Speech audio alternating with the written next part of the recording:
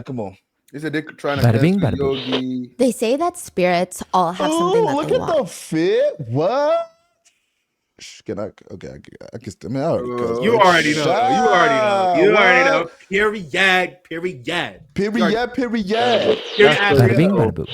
I'll They talk say about it that later. spirits all have something that they want. And ever since Jodie Hildebrand moved into the Frankie household, just weird things have been happening. People are hearing footsteps inside of the walls. That's what it sounds like. It's hard to explain, but it sounds as if someone is inside of the wall, just walking around through the walls. The Frankies obviously didn't check inside the wall, but it's starting to freak some of them out. Whatever it is, it feels like Jodie brought it into the house with her. Whatever these spirits are. And now she's sitting on the bathroom floor while the dad, Kevin Frankie, is shoving a camera in her face, documenting this allegedly torturous situation, while Kevin's wife, Ruby, is sitting next to this middle-aged Jodie Hildebrand holding her so that Jodie doesn't accidentally harm herself. This happens maybe once a day, maybe a few times a day. It's like another being just enters Jodie Hildebrand's body and starts controlling her movements. And it's so easy to tell because immediately Jodie Hildebrand's eyes get pinched closed and she starts breathing heavily. She looks like she's in pain. She looks perhaps even constipated. Today she's on the floor with her hands fisted into balls and she's slamming it down onto her chest. Yo, I think something wrong with this. Ruby is gently trying to stop her, but nothing's really working. By this point, they've tried everything. I mean, Kevin was known as the resident exorcist for a minute, trying to cleanse Jodie of whatever evil spirits are following her around. He says, I would place my hands on her head, and then I would command the demons to depart. And then I would state every name of Jesus Christ that I could possibly think of, and those evil spirits were very reactive to those names. It became very clear. The minute he would start saying those names, Jodie would thrash and hiss and wail and growl at people. It was like she was being hurt every time Kevin said one of those names. What is it that the spirits even want? It doesn't make sense. Why Jodie Hildebrand? Jodie lays there. Her eyebrows are crunched up in pain. And this new voice comes out. And it comes out like a deep, aggressive voice. She's alive. What did she just say? She's mine. She's mine. She knows. I own her. She knows. I own her.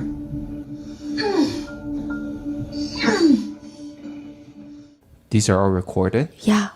Who is she that Jodie Hildebrand is talking about? What does she want to do with her? Perhaps she's talking about Ruby Frankie. Get that pepper spray. Maybe she wants Ruby Frankie to be hers.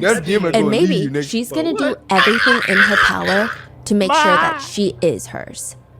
This is the case of Ruby Frankie and Jodie Hildebrand, the therapist and the YouTuber that were arrested for child abuse for holding 2 kids captive in the basement and torturing them.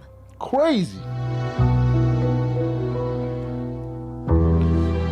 Grab your popcorn, grab your snacks.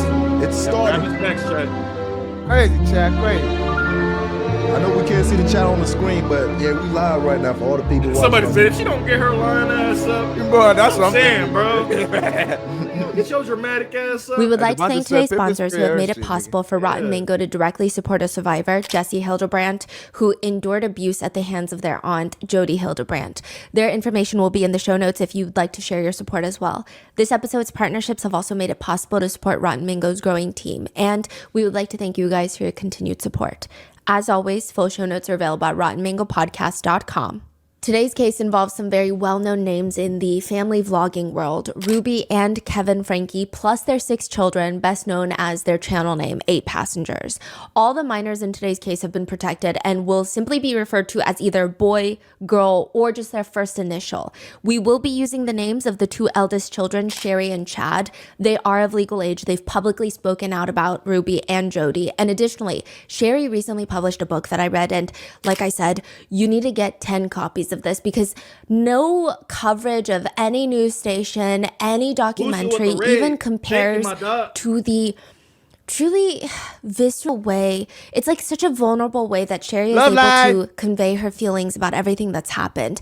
And she does it without, I mean, there's so many points where it's very depressing to read, but ultimately the amount that she's shown to have grown from this is inspiring and incredible. It's one of those books that I think we will all be thinking about 2 days after reading it, 2 weeks, 2 months, and even 2 years down the line. Also, I believe she narrated the book herself, so if you're more into audiobooks, that would be a great way to listen. As for content warnings, there are descriptions of food restriction, child abuse, CSA, religious abuse, therapy abuse, as well as just Thank you, overall Musa. abuse and torture in general. Now, side note, there is going to be a lot of conversation about the LDS Church in these episodes. Ruby and Jodie were devout members of the LDS Church, or at least they claim or they thought they were, but they should not be used as representations of what the faith means or how it should be practiced. We are also not here to discuss the LDS Church or faith as a whole. I personally don't have much experience, but like with any religion, there's going to be bad people that do bad things, and sometimes, if the establishment protects them, I do think that there should be consequences for all those parties involved as well. With that being said, this was originally supposed to be a 3-part series, but with the addition of Ruby's personal journals detailing the torture, Kevin's claims that he did not know the kids were being abused, as well as just all the online conspiracies discourse, there's another woman that a lot of people want to be arrested in connection with Jodie and Ruby. This is like the 3 Musketeers, and people online are saying you've only arrested 2 of the 3 Musketeers. So there's a lot of discourse there. Now this is going to be part 2 of the now 4-part series. Please go watch part 1 if you haven't already, and that's in depth onto Ruby Frankie's YouTube career, the channel 8 Passengers, how they go from making millions of dollars to just being canceled for suspected child neglect, and all of the video proof that Ruby Frankie is a pretty horrible mom. In this part, we will be going over Jodie Hildebrand and how she likes to force divorces as a so-called marriage counselor and how she likes to ruin people's lives. In part 3, we go over the torture house that is her $5 million mansion in the middle of nowhere. And in part 4, we will go over all of the online conspiracies as well as the prison calls, how passionate netizens have been that something needs to happen to both Kevin Frankie and Pam. There's a woman named Pam. So with that being said, let's get started. Do you think that you can pinpoint when exactly you made the worst decision of your life? Because marriage counseling is ruining Adam Paul Steed's entire life, including his marriage. Not even in the marriage counselor is biased and she keeps siding with my wife that a lot of husbands like to argue. It is so much worse than that. Marriage counseling will kickstart a chain of events that has Adam kicked out of college, hundreds of thousands of dollars in debt, hated by every single person he knows, and in jail. He's holding his little daughter in his arms when the officers arrive. This is a protective order. We're going to have to take your child. The little girl starts screaming, "Daddy, no, Daddy, no." And the authorities, they more or less just rip her from Adam's arms. He has no clue what the hell is happening right now. In exchange for his child being taken from him, Adam is now branded the most evil person in the entire campus of BYU in Utah. How old is Adam? He's in his early 20s. He's a college student.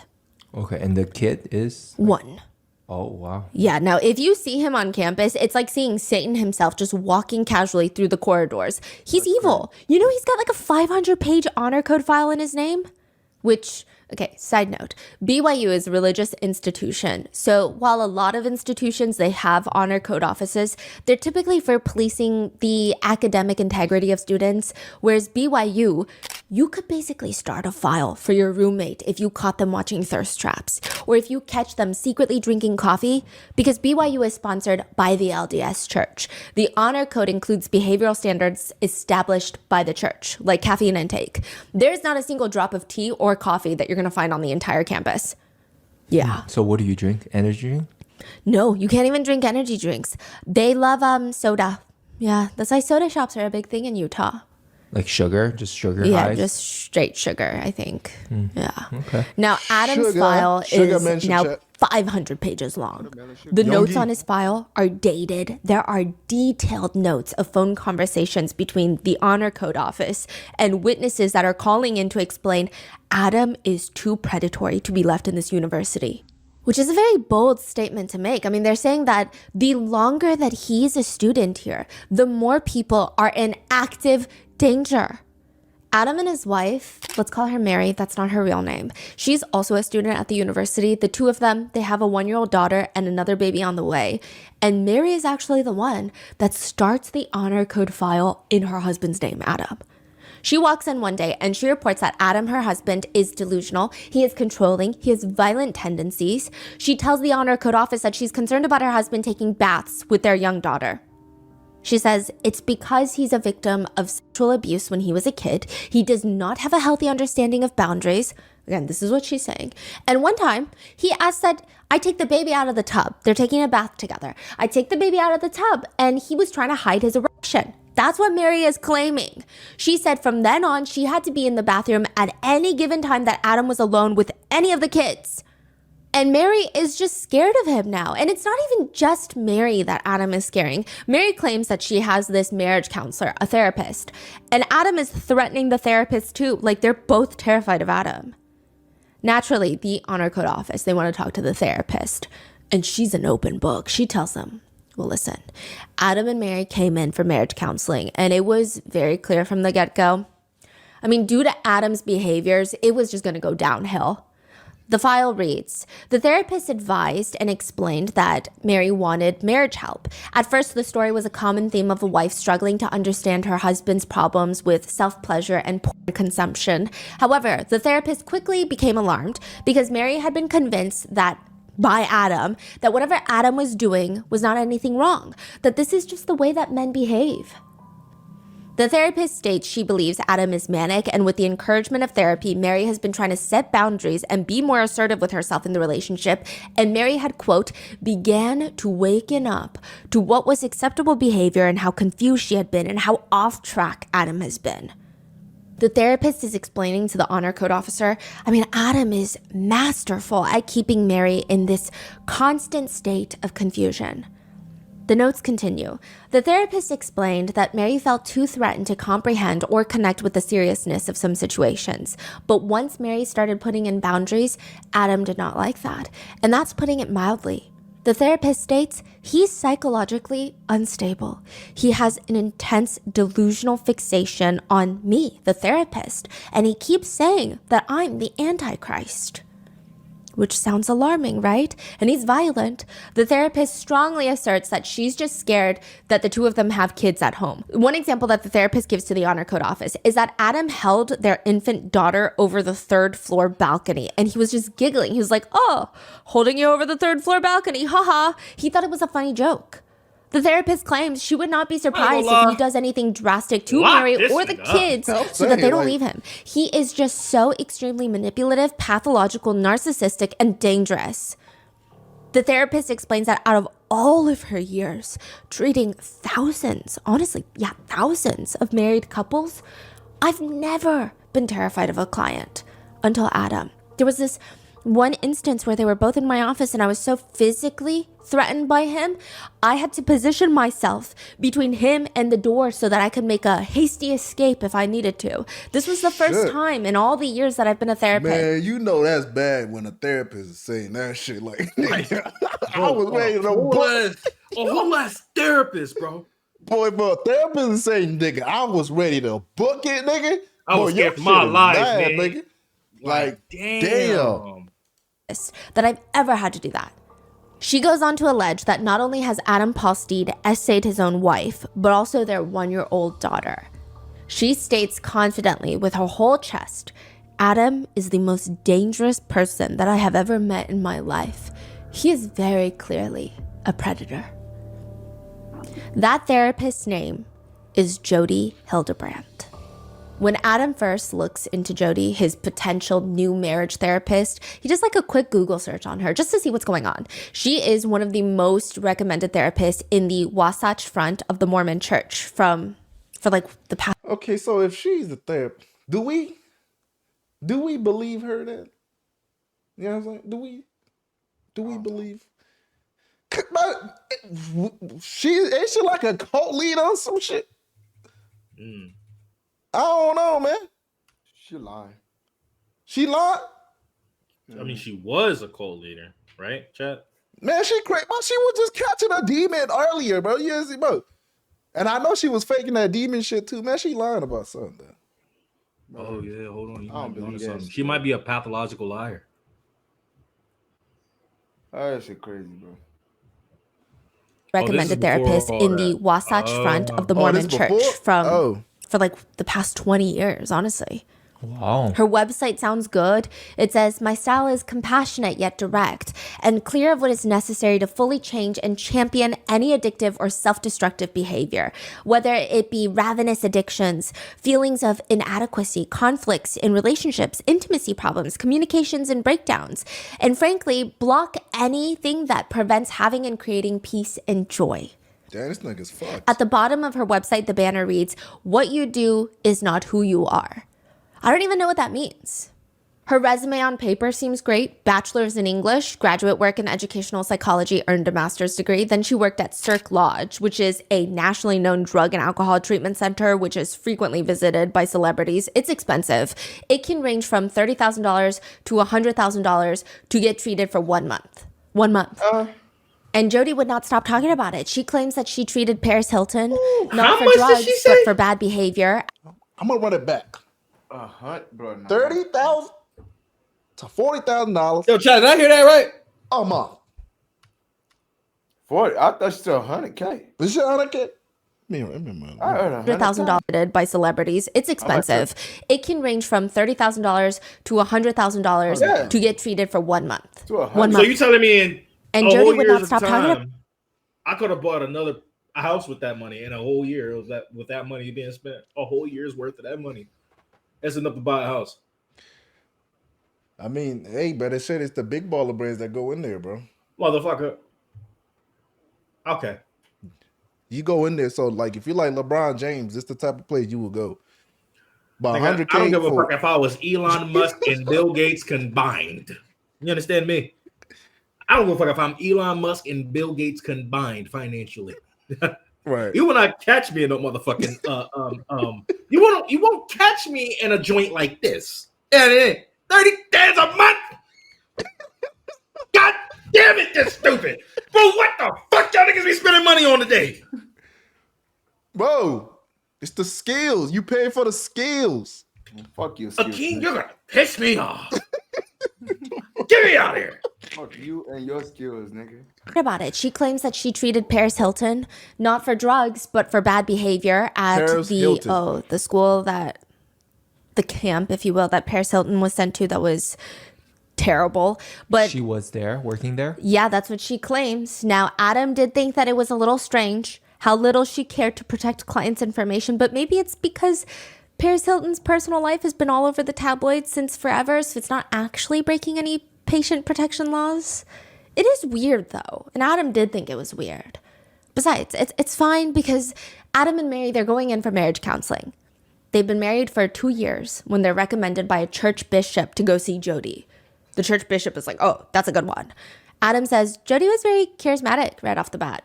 Mary's instantly obsessed. She's really happy that she's working on herself. And Adam was just excited for his wife because he thinks maybe Jodie is a good fit.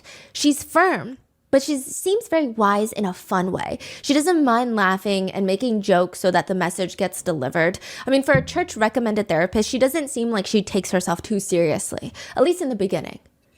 As for Adam's relationship and marriage itself, there's just a lot to work through. Just a lot. Yeah.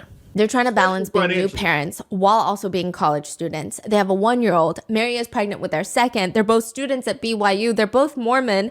But for Adam's wife, she's not even just religious. It's not, oh, church on Sundays. Her dad has a very high standing in the church. So there is pressure for them to be the best LDS church members out there, which naturally is not the healthiest.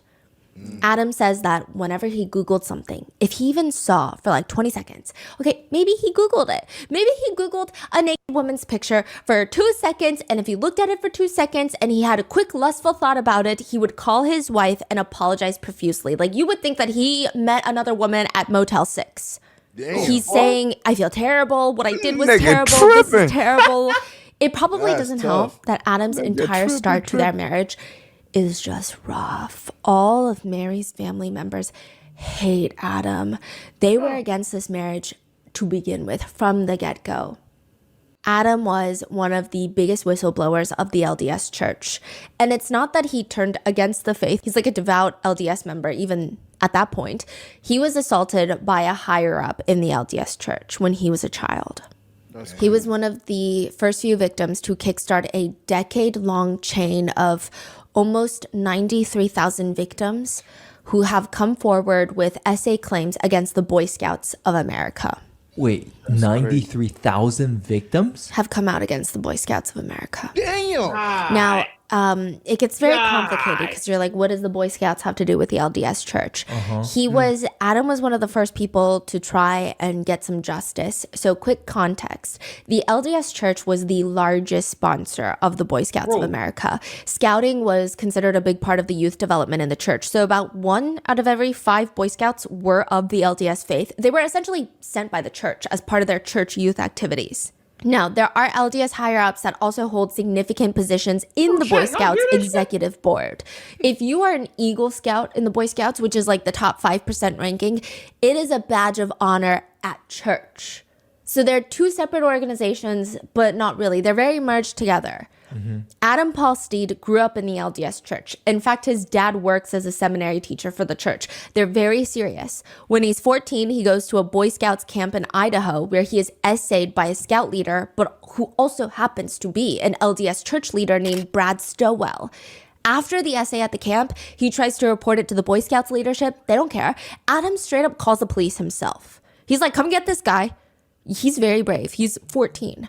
Now, Brad Stowell admits and confesses to not just Adam, but 24 boys, and he pleads guilty. Man, look at this nigga. You telling me, bro, this nigga look like he did everything in the book, bro. That nigga look like he guilty for every I ain't fucking gonna lie, thing, bro. man. Drop kick that nigga in his fat ass forehead, bro. Damn, not just one boy, bro. 24, bro?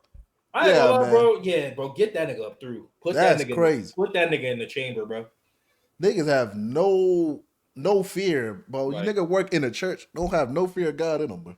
That's just He insane. receives a dainty little 150-day jail sentence. That's about a week per boy that he abused. You said for the what? About a 150-day jail sentence. That's about, and he pleads guilty. Hold on, let me go Admits and back. confesses to not just Adam, but 24 boys, and he pleads guilty. He receives a dainty little 150-day jail sentence. That's about a week per boy that he abused. Crazy.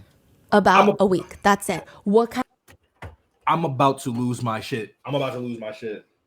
Bro, that's crazy. Bro, is this South Korea, bro? No, this ain't even South Korea. Nigga. This is America, ain't it? This ain't even a year. This shit ain't even 6 months, nigga. This shit like 3 months, bro. Or how many days? 6. Oh my. Bro, yeah, this is like 6 months. 3 months and some change. Like, if this was South Korea, I would understand, because like the judgment, it really didn't be judgmenting, you know what I'm saying? But But Utah, Utah. this is in America, nigga. And they just you white. That's how I say you white. That's Man, why that's crazy. that nigga was doing shit to white kids? I don't know, man. That's just kind of jail sentence is that? But how did he get away with essaying so many boys? Adam and his father, they go to the church higher-ups to report the abuse because he's also a higher-up church leader, Brad the abuser. I mean, he's not just a scout leader. He's heavily involved in the LDS church. He has a leadership position. So according to Adam, when he brings this to the church to report it, the church does practically everything to shut Adam up. Why? Because apparently, years prior to essaying Adam, Brad confessed to essaying a 6-year-old boy. His LDS bishop, church leader, sent him to, quote, counseling, and then later stated, "You are cured," and allowed him to keep working with children. I think with any massive organization, at least, I think religion is beautiful, but sometimes it can provide ways for people that should not be around children to be around children. And that's going to happen anywhere in any religion. And I think in this situation, the chain of command, they all should be punished. I don't think that this is representative, hopefully, of the LDS church as a whole, but this whole chain of command, whoever his bishop was, I was like, you are cured, is crazy as well. Now, it's alleged that even after he was, quote, cured, there were more reports, more warning signs that people have reported, hey, this Brad guy is really creepy. But the Boy Scouts and the church, they ignore it. They even cover it up. So when Adam and his dad, they try to get justice from the church because how do you let him still be around children? The church turns around and allegedly pushes the family out. They fire Adam's dad from the church as a seminar teacher, and they're just pushing this issue too much. They don't like it. They feel like if other victims come and seek help, it's just going to start getting messy, allegedly. And Adam, this little boy, instead of getting the support that he needs, he starts getting treated like a money-hungry liar. Like he is just out here to get money from this church that has about $1 billion. I think they're worth like $1 billion, the church. Yeah. Adam and his dad do not give up. There's a lot of respect, honestly, for the two of them now in the LDS community and just everywhere else. Adam and his dad not only fight tooth and nail for justice, and they help other victims come forward, they fight to get laws passed. So this gives an extension of the statute of limitations for SA victims in the state of Idaho. Prior, if a child was SA'd, they would have to report the abuse before their 23rd birthday. Adam's advocating, his dad is advocating, they get a law passed in Idaho that you can report it at any point in your life now. There's no statute of limitations, which the LDS church allegedly really hated. Really hated. Just curious, why would you not like that? No accusations, just thoughts. Just kind of weird. That is kind of Now, weird. even though Adam is a victim of the abuser that belonged to the LDS church, it appears nobody cared to help him. Nobody wanted to do anything. The backlash to telling the truth, demanding justice, trying to get other victims to get help, this is, I mean, his whole entire family has to relocate from Idaho to Utah because it was that bad. They were shunned. That is where Adam meets his future wife, Mary, at BYU. They get married, they have 2 kids now, and everyone is telling his wife, even before the marriage, that Adam is a terrible person. I mean, he did all of these weird, shady things to try and make money. The alleged church leader that tried to suppress Adam, President Hillam, he ran the whole Boise, Idaho temple. He was in a leadership position. He also was heavily involved with the leadership of the Boy Scouts. He did everything, allegedly, to cover up the abuse. Coincidentally, Hillam is very close friends with Mary's parents, who are also very high up in the church. So they're doing everything to try and prevent these two from getting married. When Adam heard that his fiance's family hated him, he said, I was depressed for a couple of days. And then I remember just being like triggered because I was a victim of child abuse. And I just remember thinking, I don't have problems. I'm not like that. I'm a good person. And I remember some terrible moment. I went online and I looked at Sports Illustrated swimsuit edition. And then I called my bishop and I went into this repentance process. I called my wife. I told her I wasn't worthy to get married.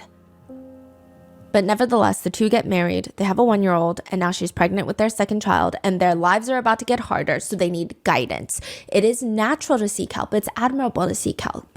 They get referred to Jodie Hildebrand, and that's when everything starts falling apart. At first, the changes are really small, but Adam does notice it. So Jodie likely knew Adam's history, like this whole thing. Yes. And she's involved with all these leaders, right?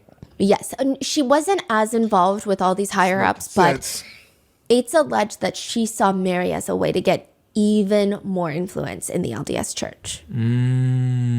I see. Adam says his wife would just confront him all the time, just out of nowhere, confronting him with abstract things, like very vague accusations. You're in self-denial about your own addiction. What does that even mean? Adam says, I just have a million questions. I mean, it doesn't even make sense. What addiction are we I was never diagnosed with any sort of addiction, nor was I actively struggling with one. Sure, he has PTSD from the abuse he suffered as a child, but what the hell is his wife on about? But Jodie starts telling them that everyone has an addiction. Every single person has an addiction. Whether it's food Chat, y'all or think their reading the kids Book still of talk to Mormon him? too much. Yeah, you can do that apparently. To this Every day, do y'all single think they still person talk to has him? an addiction. She's explaining to these marriage counseling classes that Adam and his wife are a part of that every action that you have comes from addiction. It's rooted in addiction. Most of the time, you don't even know that. It is the cause of every action that you take. Are you jealous about your friend doing something? It's an addiction that's causing the jealousy. Are you gaining a few pounds on vacation because the food is delicious? No, it's actually an addiction. It may not be obvious at first, but that's what Jodie's here for, right? To get to the bottom of your addiction. For example, Jodie would teach if you have to spend time not thinking about something, like a picture of a naked person. The fact that you have to not think about that proves that you're an addict. In other words, all this resistance of white knuckling not to think about the magazine on the aisle of the grocery store, the fact that you have to not think about it means you're a sex addict. Which, by the way, she's talking about like Playboy magazine. She's not even talking about Hustler magazine. Another huge belief that Jodie teaches her married couples is, from the beginning, Jodie tells every single married couple, relationships have to die so that it can be reborn again. It's like a resurrection. How do you do that? Separation. It's the concept of only if your relationship dies, only then can it be reborn. It kind of makes sense. Adam says because of the worship of Christ and his resurrection in the LDS faith, in theory, this whole theory of relationships dying is almost too perfect. But Adam soon realizes, quote, if the relationship or marriage didn't die on its own, Jodie would kill the relationship in any sociopathic way alive. After a few weeks of being in a big group setting with a bunch of I ain't gonna That's lie. some toxic shit. That is some toxic Boy, shit. imagine you going here for a marriage counseling or some shit. And she talk about, oh yeah, all you gotta do, right? Make sure y'all end all y'all shit, right? Just end it. It's all right. We gon' And then come back. fix it. And then come back. And it's all gonna be good. Yeah, like it's all gonna be good. You know what I'm I saying? said, bitch, the fuck did you say to me? I just can't find a way to end it. I just can't find a way to end our relationship. Wait, honestly, there could be a theory behind it because I do feel like if you stay away from each other for long enough, you can tend to, start Cheat, feeling. you know what I mean? I Fuck mean, some somebody niggas- else. some- You know what I mean? Some niggas fuck, but I'm You know what I saying mean? when you don't see each other for too long, you know that connection of like, yo, I miss you type shit. Like that feeling of like, yo, like I miss you type shit. It's gonna start All right, crawling Kumo. back. Thank you And I for feel like, joining us. nah, she dumb as hell, though. I don't know. Nah, that is Yeah, I some ain't crazy even- I ain't ass even- shit. I don't know. I ain't even about to validate her shit. Somebody, oh, And yeah, then she break talk up. about stuff. I'm gonna find a way to just end it. Husband, I'm breaking up with you because you talk too much. Like, bro, we're sociopathic way done. alive. Our marriage is over. You talk too much. After a Fuck few you. weeks of being in a big group setting with a bunch of married couples and Jodie, now it's time to graduate to the next step. Split the couples up. Husbands go off into the men's counseling group, wives go off into the women's counseling group, and that's where things just start going off the rails bonkers. Adam is placed in a group setting with other husbands. Jodie is leading it. These other husbands, week after week, are just confessing in the man's group. They're just confessing to the most heinous predatory crimes. They're confessing to having thoughts about SA, child abuse, incest. Adam is traumatized. He's a victim of CSA. He does not feel safe in this group, but Jodie does not care. She tells him, actually, you're on the same level as these people. He's like, no, I'm not. I don't have predatory thoughts. These people are predators because they're confessing to these predatory thoughts. I'm a victim of CSA. I feel triggered when I'm in this group. She's like, no, you're in denial. You're just as bad. I'm going to help you see the truth. This escalates until 3 weeks after giving birth. Adam's wife is understandably in a very sensitive state. She's vulnerable. Adam says Jodie starts digging her claws just deeper. She starts helping Adam's wife identify how she's the victim. Mary was likely very confused. Like, what do you mean I'm the victim? It's the, oh, sweetie, you just don't know it yet. That's what Jodie's saying. Jodie would tell Mary that she had been conditioned by Adam to believe that a husband who looks at a naked picture here and there is normal. It's not normal. It's basically the same level as cheating or domestic violence, if not worse. Man, what's wrong with a nigga looking at cheeks, bro? Nah, I don't know what's wrong with that, bro. Like, bro, Bro, if I'm scrolling through Instagram and cheeks popped up. and Like- I see cheeks, nigga, Like what? I'm supposed to How put is my that- eyes out. I'm cheating. How I does see that? yak on the Hey. screen.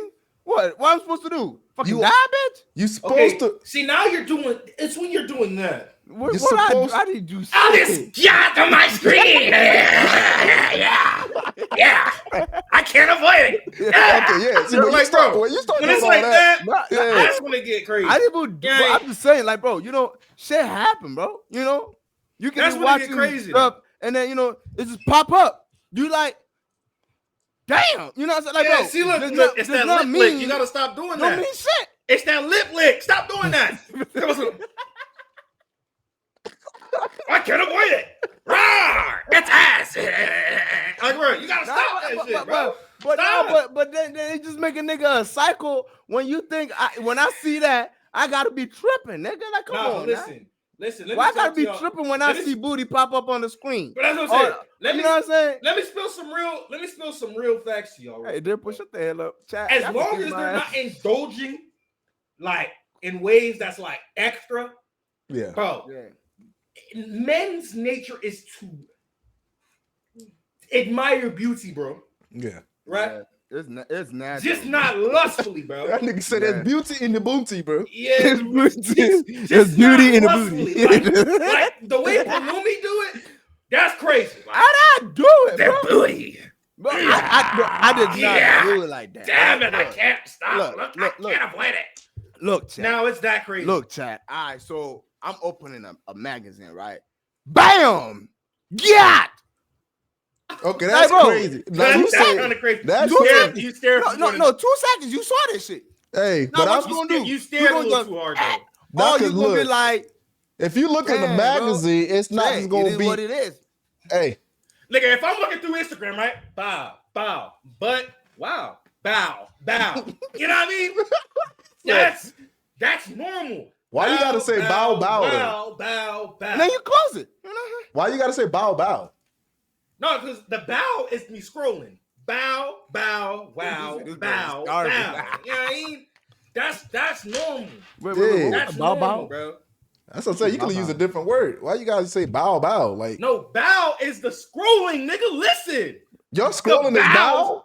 Yeah, like picture me scroll. Use the Hey, bow yo, as your finger, man.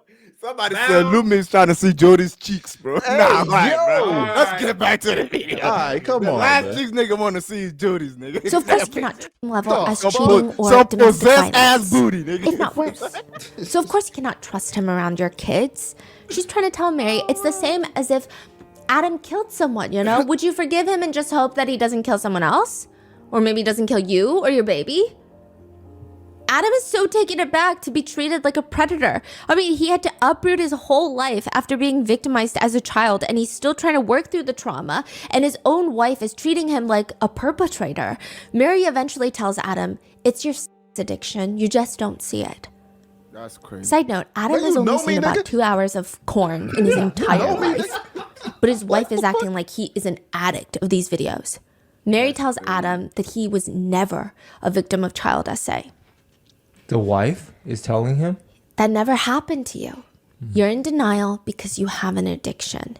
You made up that story because you have an addiction. By this point, Adam is trying to convince his wife, that's crazy. Like, that's crazy. I'm not an addict, especially not for sex.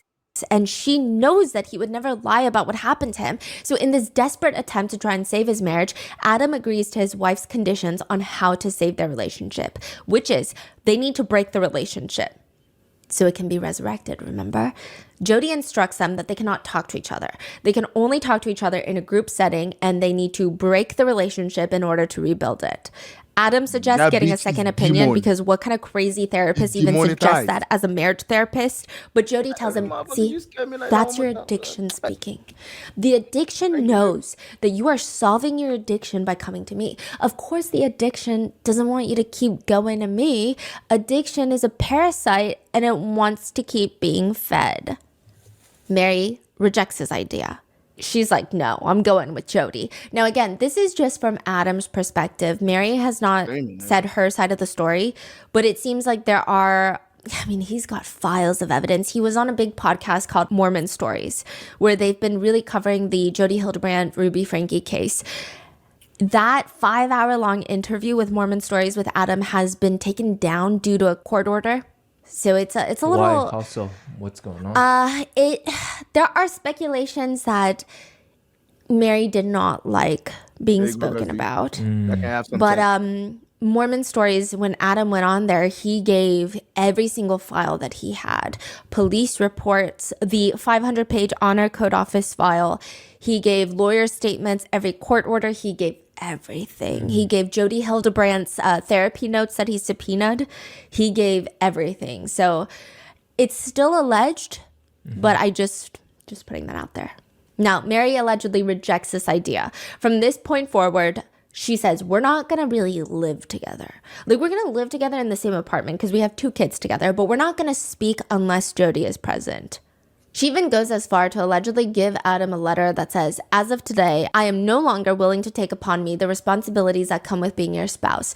I set the following in boundaries in order to protect myself from expectations that are not being met in this relationship. I will no longer do these things for you as a wife. Cooking, cleaning, laundry, dishes, picking up stuff after you, reminding you of any of your responsibilities or appointments, assisting you in your schoolwork, spending family time, sharing intimacy, sharing a bed, engaging in any kind of physical touch beyond the social acceptable boundaries of friends.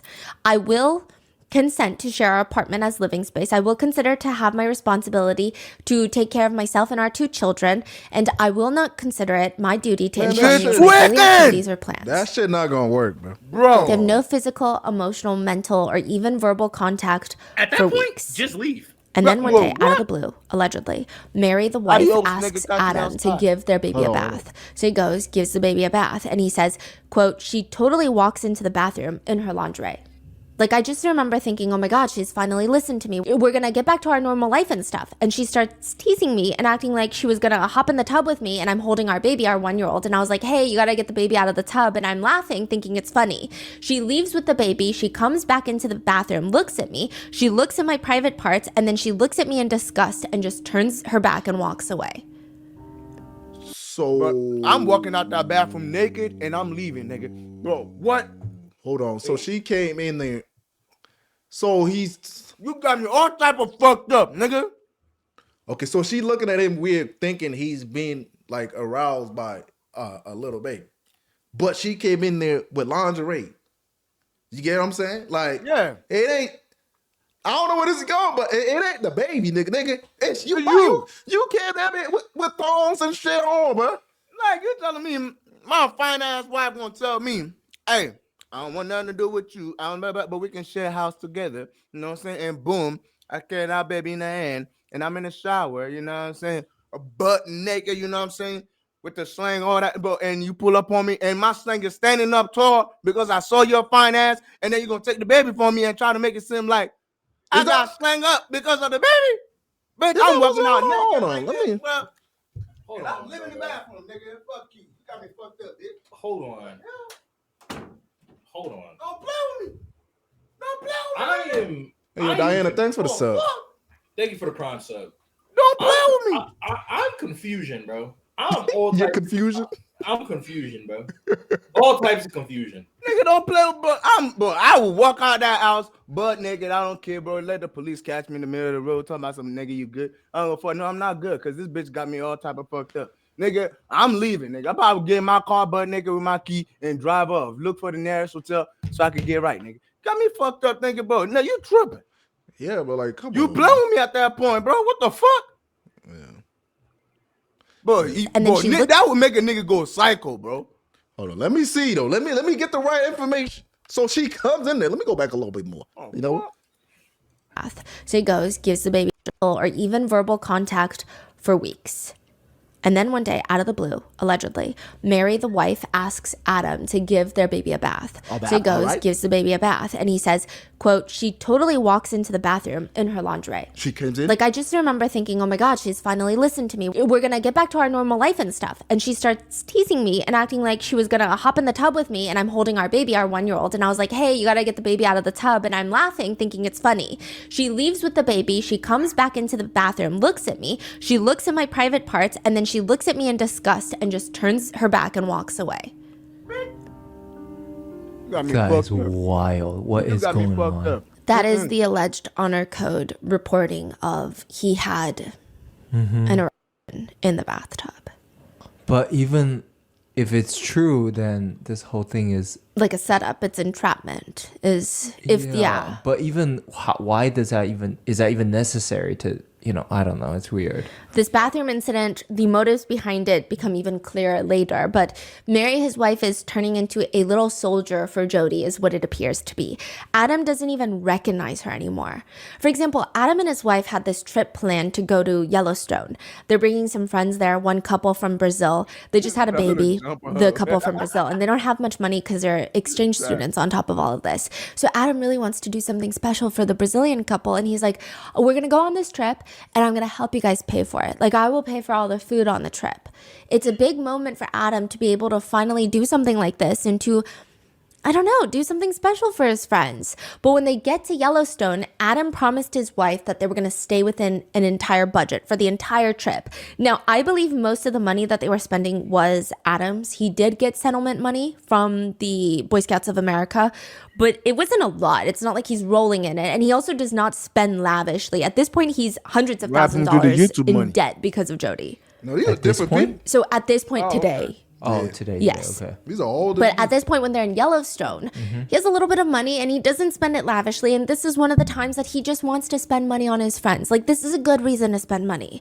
They realize when they get to Yellowstone that all the food prices are astronomical there because it's a tourist zone. Everyone is hiking up the prices of all the food. Adam says it's fine. But Mary starts freaking out, telling him that he is violating the boundaries of their relationship because he wants to feed his friends.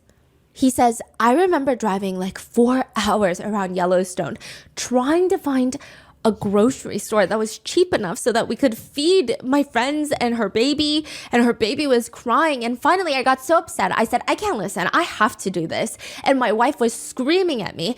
I went into the grocery store and I bought a bunch of food to feed all of us with and her newborn baby that was crying. I mean, they were just humiliated.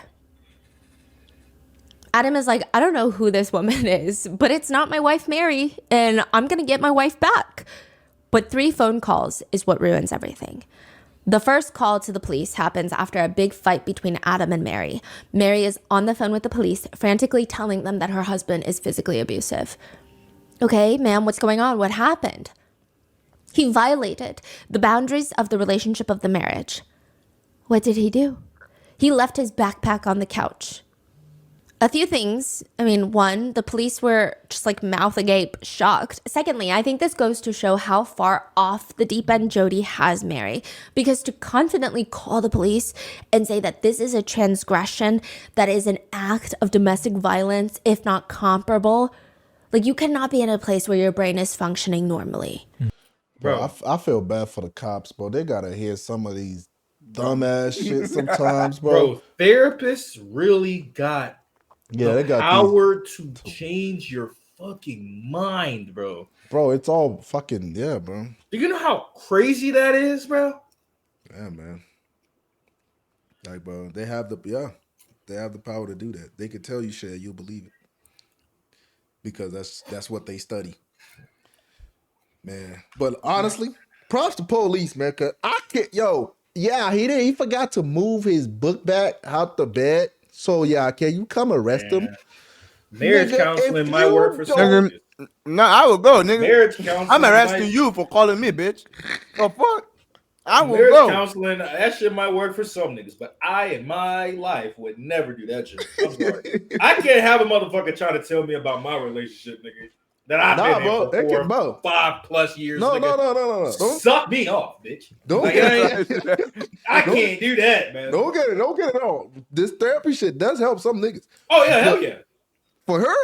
But like I'm talking about like there's difference between relationship therapy and like when you're doing it by yourself. Yeah. Yeah, like the therapy I'm talking about where it's like where you're like depressed or some shit. Yeah. You're going through battling shit. Yeah.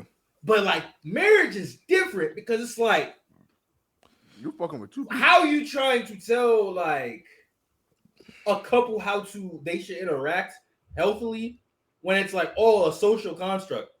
So like what do you consider like what you might consider healthy in your relationship might not be the same for other people, yeah. But mental health is different because it's like people dead ass go through shit and it's like you can talk to them to calm them down. Yeah. It's difference in that. Yeah. But marriage counseling can't do it. It's a can't do it. I'm sorry, bro. It's like, nigga, how you gonna sit here and tell me I gotta get naked and strip in front of the goddamn in front of my wife for 24 hours straight? Like it's shit like that. It's like yeah. It be the weirdest shit. It's like, nigga, all right. Yeah. And then you go to another one and he'll tell you some different shit. Yeah, honestly, it's just about what you believe in. Because there's people that go off of biblical structures where it's like how a marriage should be according to the Bible. So there's people that go off of that. And then there's just some people that just go off of the world. You know what I'm saying? Yeah. Yeah, it could be. It could be something that's. Now there is some Follow your heart. fire ass marriage counselors. I ain't trying to Yeah. like all the fire ones that actually do work. I ain't downplaying them, but it's just most of them. I couldn't do it, man. Yeah. It don't sit right. If not comparable. Like, you cannot be in a place where your brain is functioning normally. That's how bad things are. She genuinely believes the cops are going to handcuff Adam, log in his little backpack into evidence. It doesn't even make sense. The next day, Mary calls the police again on Adam. This time, she allegedly states that he physically abused her by pushing against her, which is very interesting wording. Like, did he push you? What do you mean he pushed against you? She states, yeah, well, I was standing here by the door. And they ask, were you blocking him from being able to leave the apartment? Well, yeah. Did he hurt you? No. The police leave because what? Adam has been incredibly patient during all of this, but he finally decides, okay, that was the second time. I'm not going to do this anymore. Like, you got to stop calling the police on me. You're publicly humiliating me. I mean, not even if the police do anything. A lot of people are just going to assume that he's violent and abusive and that the police are just being incompetent. So Adam decides he's just going to get his life back. And that means sleeping on his own bed for once. He had been sleeping on the couch. He says, I paid for the house. I paid for the apartment. So I went into my bedroom and I slept on my bed. I said to my wife, if you don't want to sleep next to me, you don't have to, but I'm not going to sleep on the floor or the couch anymore. He was just tired of being treated like this subhuman being. Adam's wife calls the police and states that Adam attempted to essay her that night. What did he do? She says, well, she felt like he might essay her. The police don't do anything because, again, it's not a threat. He didn't say it. He didn't try it. All he did was sleep in his own bed that he has every right to, and she was just having a feeling. When this does not work the way that Mary and allegedly Jodie likely intended, Mary just disappears with her two kids for a little bit. Now, again, this is I will cry. alleged at this point. I think, like any video, you have to come up with your own conclusions, do your own research, listen to Adam share his story. And Mary has not publicly spoken out about it, so but you get it. Now, Adam's 1-year-old baby, 3-week-old baby, his wife, they're just gone. So after a few days, he files a police report because he thought they'd been kidnapped. And Adam says he went and talked to Jodie about what was happening and how heartbroken he was and what's going on with the kids and Mary. And he says, I just remember being in this agonizing pain, feeling it intensely. And I remember looking over at Jodie and she was smiling. Her cheeks were blushing.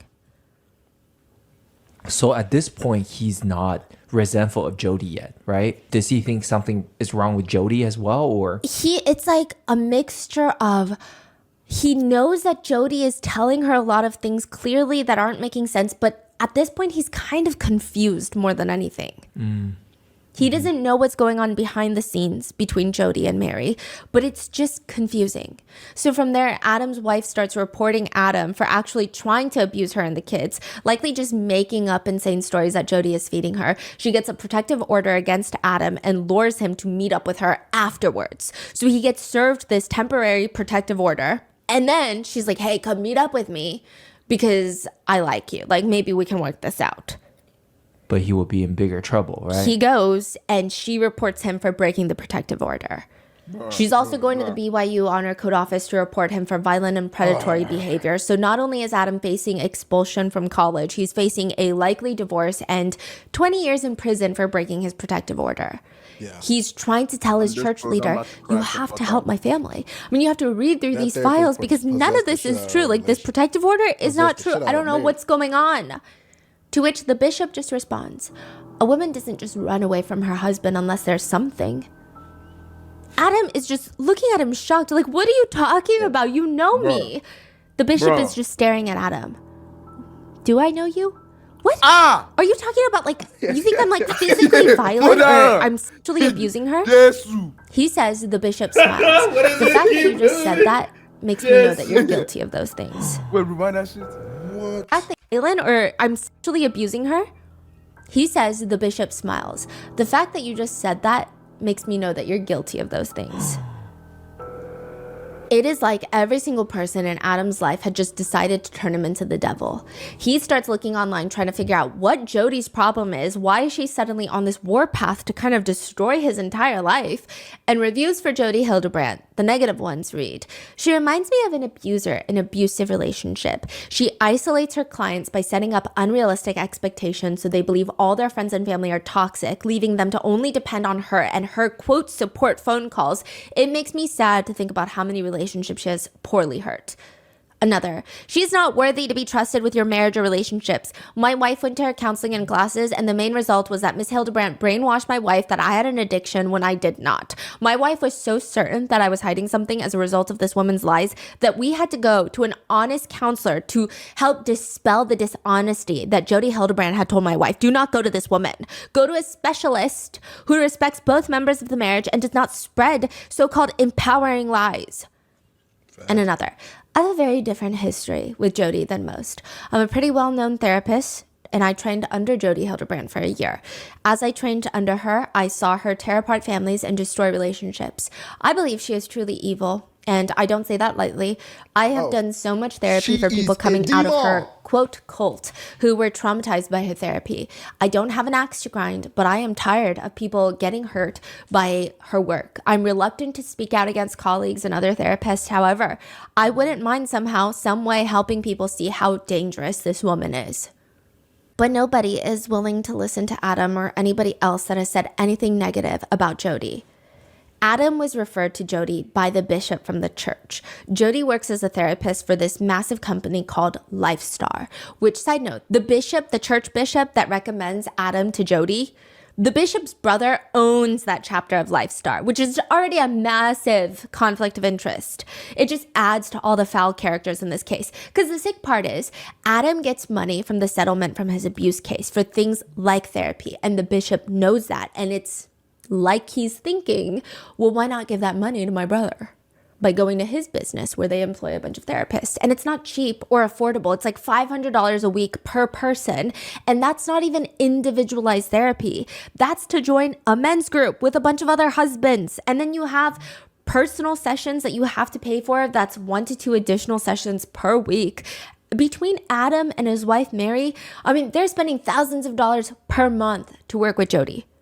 Lifestar itself has its own controversies. It's known for being a network of LDS therapists, and some have said, if you go to Lifestar and you've ever seen like a naked body depicted on any sort of media, God forbid that you've ever watched explicit videos, you're an addict and you're gonna need to enter a lengthy 12-step program. Crazy. Many therapists in the network also believe that if you ever self-pleasure, you are technically cheating on your partner. And this is a grave instance of infidelity and you need to join a support group.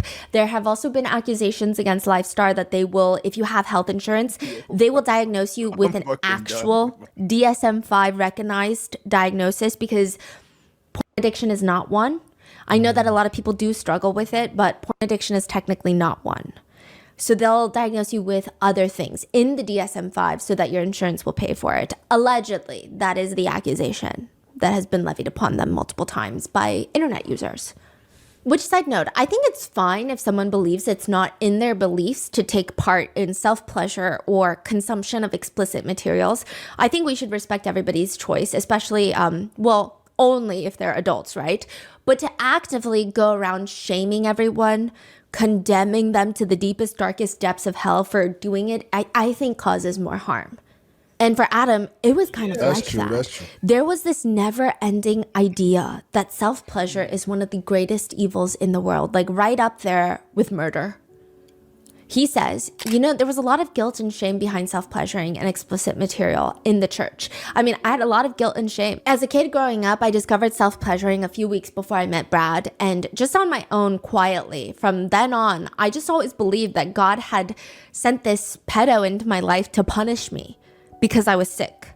So that's how ingrained and how damaging it is. That it made him believe that he deserved to be a victim of SA. That's crazy. As punishment. And now he's recommended by the church to Jodie, and she's telling him that he was never abused, that he's the addict here, the bad one. And now he has to show up to court to refute accusations against him about the whole bathtub incident. He thinks the whole thing is crazy. I mean, Mary walked in with lingerie. He wanted her to put the baby to sleep so that they can have consensual adult time, and she accuses him of CSA of his own child.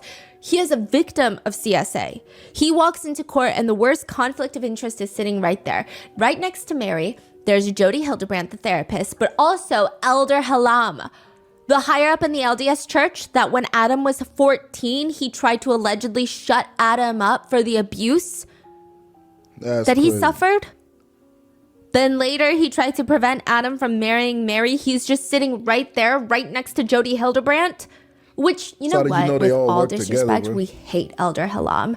And unfortunately, if you want to send him a non-threatening but scathing message of how his soul will burn in the depths of hell for the rest of eternity, he's dead.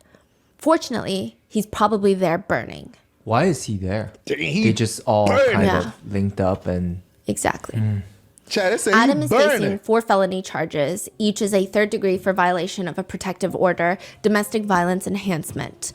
And Adam states, these are all the lies. He has to now spend $250,000, go through all this trauma, fighting all these allegations just to plead guilty to an attempt to break a protective order, which is a misdemeanor. He had to pay a fine, no jail time. He did spend like a few days in jail because they briefly arrested him right when he broke the protective order.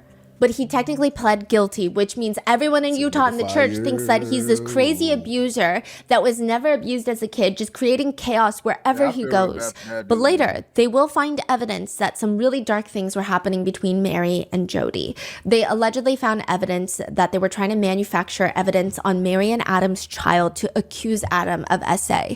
So remember the incident in the bathroom? They were trying to enhance that with evidence, allegedly.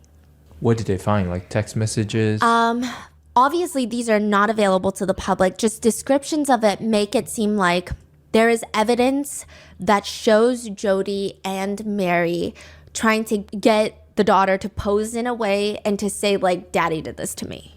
Training her, if you will, allegedly. Mary and her attorneys use Adam's psych evaluation that showed how bad the abuse he endured in childhood was. They use those documents to now try and take his children away from him. So side note, they also just go around showing his documents to everyone, just with extensive details of the trauma he endured, just letting everyone read it like it's book club. And Adam says, the worst part is they used it against him to say that he's not fit to be a dad. He says, think about it. A victim comes forward, tells the truth about the hell and the trauma. Maybe he's a decent person, but this is really traumatic, and they use it to punish me, try and take the kids away. He says they kept arguing that because I was a victim of sexual abuse, I wasn't able to be a safe parent. They twisted it into something heinous to just stab him with. Now, an additional side note, Mary at one point accuses Adam of being gay, which in itself is obviously not offensive. But Adam has SA trauma from when he was a child, and it's likely that he has a very complicated relationship, or did have a complicated relationship with his sexuality, because he was abused by a monster who happened to be male. And being from a faith that typically condemns gay relationships, it's likely further complicated things for Adam as a victim. There was just no bar too low, no bar in hell too low for Jodie and Adam's now ex-wife, Mary, to just target Adam. Emails between Jodie and Mary were uncovered in Adam's fight to exonerate himself from the accusations. So the two, Mary and her therapist Jodie, are writing to each other about the contract that Mary is going to give Adam. They're going back and forth of like, oh, you should say we're living together but technically separate. This is crazy. Mary emails Jodie, I wrote up this contract yesterday afternoon after our meeting. It's still a work in progress. I'm open for any suggestions. Thanks. Jodie responds, this looks good. The more specific you can be, the better. But this looks good as a starting point. I will share this with him this evening if you would like. They later add stipulations that Adam cannot withhold funds from his wife and that he is not allowed to see any other therapist outside of Jodie. That's crazy.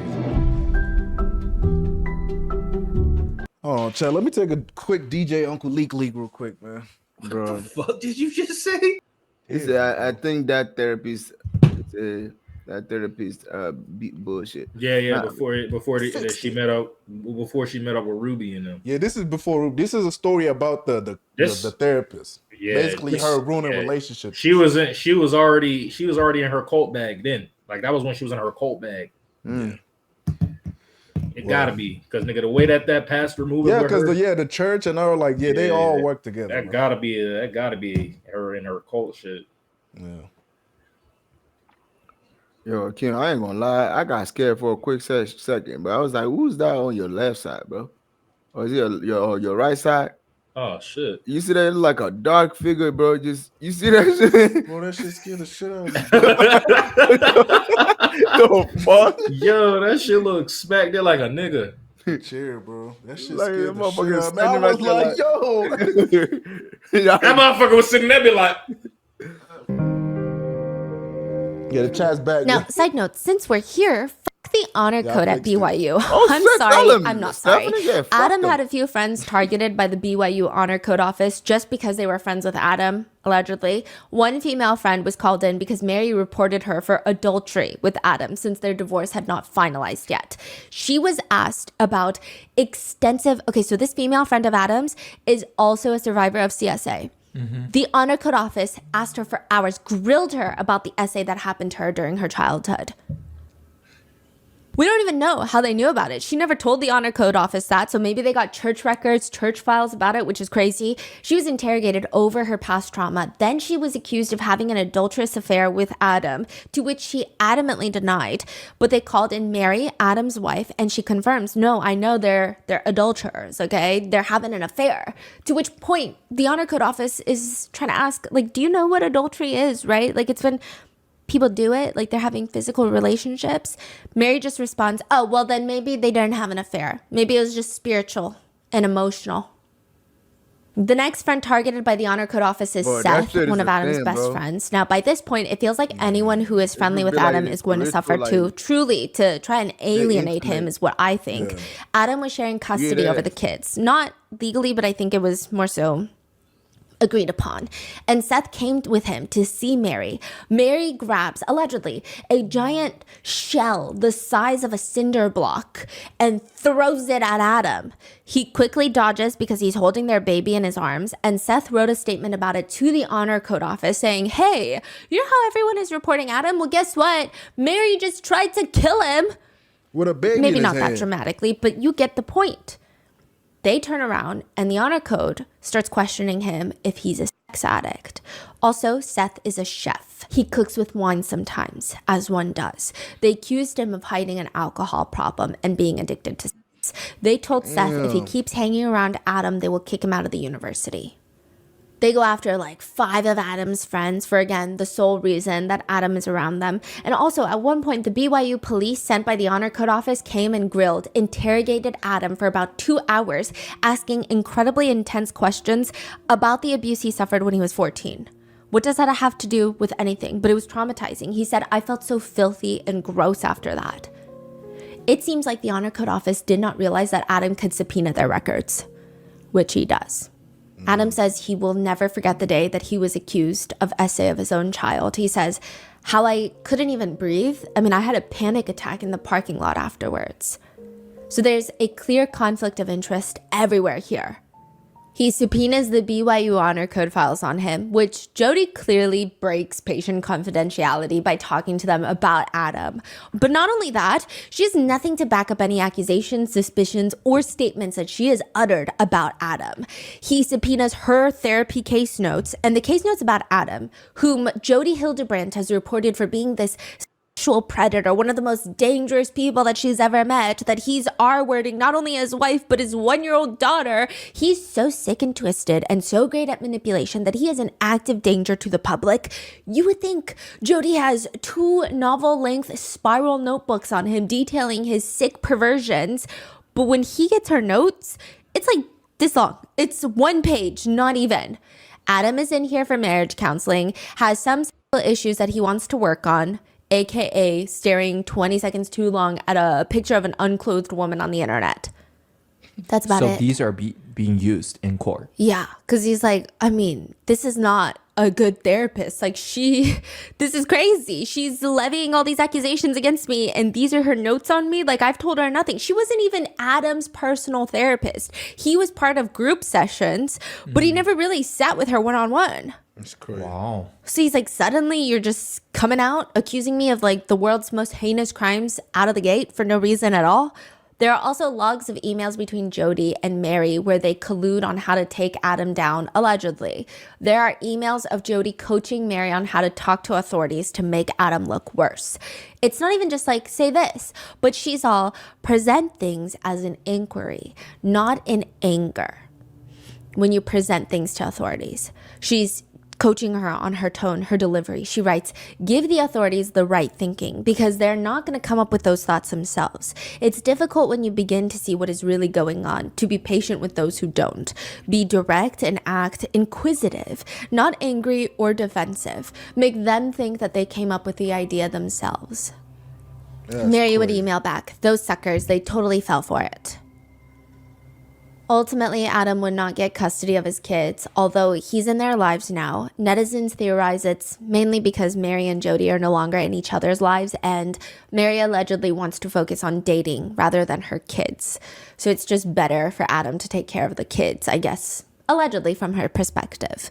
So he is in the kids' lives, but he doesn't have custody as of right now. He was also placed in jail for 7 days for breaking that restraining order. He was kicked out of university. He was hundreds of thousands of dollars in debt from legal fees. His reputation has been ruined. He has much more extensive PTSD than before his entire life was derailed by Jodie Hildebrand. I mean, the magnitude of courage and empathy that Adam has is pretty awe-inspiring.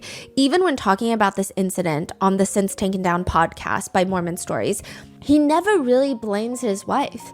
He expresses a lot of pain and betrayal from her, but he actually shows a lot of understanding for her. He believes that Jodie told his wife about all these unhinged, deviant crimes that Adam was allegedly committing, which he wasn't, which Adam has denied all of them to his wife, but she just thought he was lying. Adam says Jodie would just have everybody just chopping off all the arms of support in their life until there was no one left to support you except for Jodie Hildebrand. Adam says Jodie Hildebrand is like Ted Bundy. She is completely pathological, and that lady is going straight to hell. She's going He's not burn in suing hell. Jodie or going after her? No, he hopefully he will, but he thought about going after BYU. They admitted him back into the school, but he didn't have time or money to hire babysitters or time for anything at that point. He was also too traumatized to go back to BYU. He thought about suing BYU. He asked, how would the settlement be paid?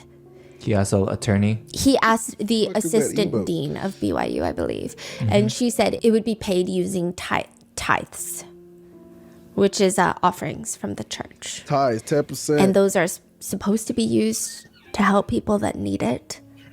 And he said that he didn't want to sue. So he says Jodie is going straight to hell. And there's a road to hell, actually. It's called Hellhole Pass Road. Yeah, Hellhole Pass Road. That's the road name. It's dry. It's hot. It's like hell. The road runs through the Beaver Dam Mountains on both sides of the road. You just see mountains, dry, red the rock fuck? mountains, and desert scrub bushes. The road is gravel. It's completely uneven, and there's usually not a lot of cars going up and down the road. I mean, one does not choose to drive up and down Hellhole Road for fun, except for Jodie Hildebrand. She likes to bring her niece to Hellhole Pass Road, her 14-year-old niece, and make them run up and down. Run up and down the road until I tell you to stop. I don't care that it's 100 degrees in Utah. You have no shade, no water. Just run. Run for your sins or you'll go to hell. Licensed therapist Jodie Hildebrand your has taken on the sins, courageous task of helping her 14-year-old niece, Jessie, who goes by they, them pronouns, by the way. This is before Adam Paul Steed. They were also interviewed by Mormon Stories. How old is Jodie, at the time, she was much younger. not Jodie, the niece? They were 14 when they first got taken in by Jodie. What about today? Today, they're probably... Fully adults, Yes, right? yes. Okay. Now, Yeah, Jodie that is picture look itching grown, for a doesn't it? big project, and Jessie is her biggest one yet. Jessie is probably one of the biggest sinners that Jodie has ever laid eyes on. What is the grave sin that they committed? Being too Mormon. Jessie, now adult, tells Mormon Stories podcast during an interview. I've always been a very curious person and always, I think, very challenging in that way. So both of their parents are super religious in the LDS faith and obviously very well connected. Jodie is Jessie Hildebrand's aunt. Jessie's father is Jodie's brother, who also happens to be an attorney. So Jessie's father is Jodie Hildebrand's brother, and Jessie's father is an attorney. They say that they had a very typical, strict, conservative, LDS faith-filled upbringing. They say this is talking about Jesse's mom. My mom is very docile, sweet, obedient, very efficient housewife. I mean, everything was always very clean and very organized and very efficient. I think I was kind of a wrecking ball to them, always asking why about everything. No answer was good enough, and it wasn't coming from a place of disrespect. It was genuinely, I didn't understand, and I was very curious about things. In Jesse's mind, this is true. The LDS faith is true. The Book of Mormon is true. Their entire family are devout LDS church members. Their logic is true. And they're thinking, I just need to find all of the supporting evidence to back it up now. I know a few people like that as well. Like they grew up in super religious, you can't watch Marvel movies because they're not rooted in faith. And there are just certain people that grow up like that but still want to know, but why? Talking about that Mormon religion, y'all remember this one time back when we was in Virginia and like three guys came to our house trying to preach to us? There was two. Was it two of them? Yeah, it was like two Mormons. It's usually two. Yeah, they were Mormon, bro. Yeah. Yeah, they had a book and stuff talking about Jesus Christ came to America type shit. And they were like having all different type of story about, you know, their belief and trying to like get us to like follow them and all that shit. Yeah, I don't even fully know this story. I think it was like Jesus came to America and and they were saying like parts of the Bible that is missing. Like this is like the complete, you know, version of it, and this is like having all different type of names. Y'all never encountered Mormons, chat? Y'all never had Mormons show up at your door?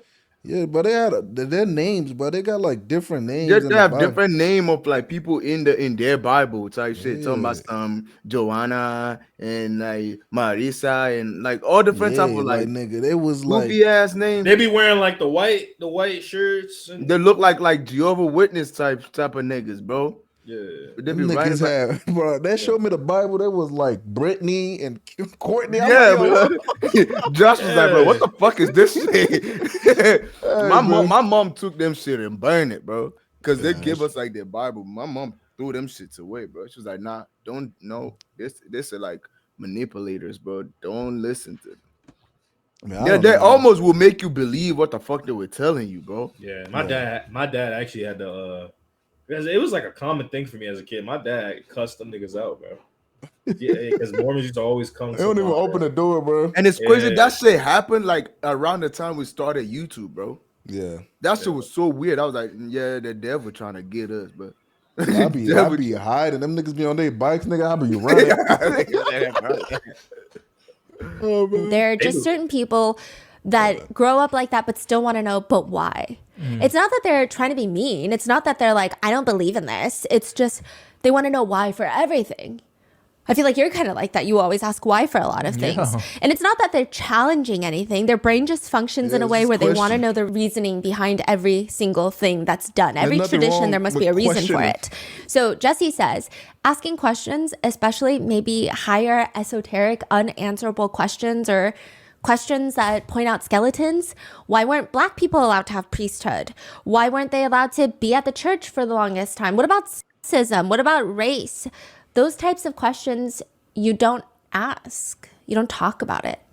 So this podcast also, are they dedicated to Mormon stories? I believe the hosts, I don't think they're ex-Mormons. I think they've been excommunicated, but still hold a degree of faith. I think that they just don't like the established religious aspect. So they interview a lot of ex-Mormons or current Mormons and talk about their experience with maybe things that have been happening in the church that you're not technically supposed to talk about. I see. Yeah, they're a great resource, I think. Now, it's not like Jesse is challenging their parents for the sake of trying to prove them wrong or rebelling against the religion in a snarky teenager kind of way. Jesse says, by the time I was 16, I had read the Book of Mormon 6 times. I believed it. So in my head, this is true. My logic was just backwards. I started with the belief, or I was like, okay, this is true, so I will find the evidence to support it instead of following the evidence to the eventual truth. But also, I was a total nerd. And then, you know, the ADHD, you know, they say that they have ADHD and they say this was a hyperfixation. And then the layer of wanting familial acceptance, it's very powerful. I was emotional. I was strong-willed. I questioned everything. And neither one of my parents, I think, knew what to do with that. They were not prepared because of the culture of the church. Jesse also likes to experiment with their clothes and makeup, which makes everyone in their family freak out. Like, as if they had just brought home a two-headed seal and said, this is my new best friend. Yeah. Jesse gets ambushed at a family gathering. They're all gathered at Jesse's grandparents' home. So this is Jodie's parents' home. Mm-hmm. And Jodie happens to be there because Jodie is Jesse's aunt. This is Jesse's father's home. When everyone leaves, including Jesse's parents, Jesse didn't even know that their parents had left. Jesse was down in the basement. They just left them. Yeah. It's just Jodie and their grandparents. It was Jodie and my grandparents telling me that my family had left and I wasn't going with them and that my life was about to change pretty dramatically. Bullshit. I still remember that moment as just it's completely galvanized itself onto my soul. It was you know, in movies when they do they zoom in and pull out at the same time, it was like that really wild kind of effect. That's how it felt. Just because you believe in Mormon shit, it said, hey, nigga, we gonna leave you. Everything changed in that moment. And they sit them down and explain that their life is going to change forever. Jesse will not be going home. Jesse will be going with Jodie, and Jodie is going to fix them. Because Jesse asked too many questions that they can't answer. Yes. But that's some and bullshit. Jesse likes to wear strong eyeliner and not super feminine, modest clothing. And how do they fix Jesse? By making them sleep out on the balcony in the middle of winter. This is January in Utah. Nighttime temperatures are anywhere between 8 to 30 degrees. Sometimes it can be, in the rural areas, drop to 0 degrees. All Jesse would get to sleep on the balcony every single night would be this flimsy $5 sleeping bag from Walmart. The risk of hypothermia is significant, but Jodie does not care. She even lies to Jesse's parents, telling them that Jesse was given this high-end sub-zero type of sleeping bag. This just feels extreme. Why are we putting a 14-year-old through this? Jodie would tell Jesse that this is the start of getting Jesse to confess to their sins and addictions. Jodie is saying, Jesse, you are in denial. You have not come to terms with how evil you are yet. Jesse has ADHD, and at the time when they were 14, it was undiagnosed. Jodie would sit there watching Jesse. If Jesse moves their hand back and forth, or if they tap their feet, Jodie would snap, look at you. Look at you. You're tapping your foot because your body is so full of shame. So much shame is in there, and it has nowhere to go in that little body. So it comes out like this by you tapping your foot. This is all the shame. Or maybe I want to knock your ass the fuck out. If you are angry, if you are depressed, if you are anything, it's all a result of shame. Shame is the cause. Shame is the result of sin. Sin causes shame. Shame causes mental health issues. Your body and spirit are full of shame. What I'm doing for you is to make you physically so uncomfortable that it forces the sin out. Just remember a lot of this verbiage because it comes up in the next episode. This comes up when Jodie is torturing Ruby Frankie's kids. I have to make you so physically uncomfortable that it forces the sin out. Eventually, Jodie moves Jesse in from sleeping out on the snow on the balcony to this little bunker of a room in the closet in Jodie's office. Maybe it's a little bigger than a closet, but no windows. It just has like a table and chairs shoved inside, and they're to sleep on the floor. This is going to be Jesse's life from now on. How long was that already? I think they were with Jodie for years. Wow. They tried running away multiple times. It wasn't until the third time that they were able to successfully break away. And even then, there were instances where they were brought in by family members to do these family events, and Jodie would be there and they would be terrified. Like, they were terrified that this would be another way to facilitate them going back with Jodie. What's Jesse's emotion towards this whole incident? So much trauma. I mean, they're very eloquent. In the interview with Mormon Stories, they're able to articulate exactly what they felt in the moment that makes you feel like you were there with them. But at the same time, it's pretty clear that they're still working through a lot of the trauma. And not in like they're breaking down, which that would not be like a shameful thing or anything like that, but in the sense of they state that over and over. Like it has impacted every aspect of their lives. So this is going to be Jesse's life from now on, just the inside of this room. Jodie tells Jesse along the lines of, you're no longer going to school. You're not going home to your parents. As your therapist, it is my duty to fix you. You're going to live and work here full time. But the first rule number 1, you are not allowed to leave this room. All you can do every single day is write your sins out on a piece of paper. And every day you will tell me what you have written because I need to get the sin out of you. Bro, Jesse doesn't even know what other sins to come clean about. Jesse has told Jodie a few things, the reasons for them being taken to Jodie. One of them included that they had kissed a girl before, which is like a huge thing, I guess. So it's not like Jesse is uncooperating, which even then, this is sick and cruel. Jesse just doesn't know what else to write down. So Jesse's sitting there trying to think, and they're trying to think back to every single living action that they have ever done in their entire lives. I mean, maybe once while drinking from a public water fountain, they accidentally pressed 2 seconds too long. Like they're thinking that hard. Like, is there anything that I've done that I'm preventing the evil from coming out of my body? Jesse's sitting there writing down, one time I lied to my best friend Scotty. Like, just the stupidest things. These are the types of things. And at the end of the day, Jodie walks in, snatches the paper out of their hands, reads it out loud, and makes Jesse get on their hands and knees, beg for forgiveness while I read all of your sins back to you. When she's done reading the piece of paper out loud, she looks at Jesse, who is still on their knees. No. That's not it. This isn't it. There is more, and I need to know there's more. I know you've had multiple abortions. Jesse did not. Jesse did not. Jesse would even say later in the interview, I mean, Jodie would rationalize and validate these types of behaviors through dreams and visions. Like she would have dreams that God came to her and told her that I had abortions. And so no matter what I said, I was a liar. She was convinced that every word that came out of my mouth was a lie. That gave her rationale to put duct tape on my mouth. That's why I was always duct taped. Everywhere Jessie went, she had duct tape on her mouth because every word I said was a lie. To be a therapist. That's what I'm saying. Crazy. Which is like the most unhinged accusation. So first of all, Jesse has never had intimate relations that could result in pregnancy at that age. They didn't even really know or understand how it works. Also, Jesse likes girls.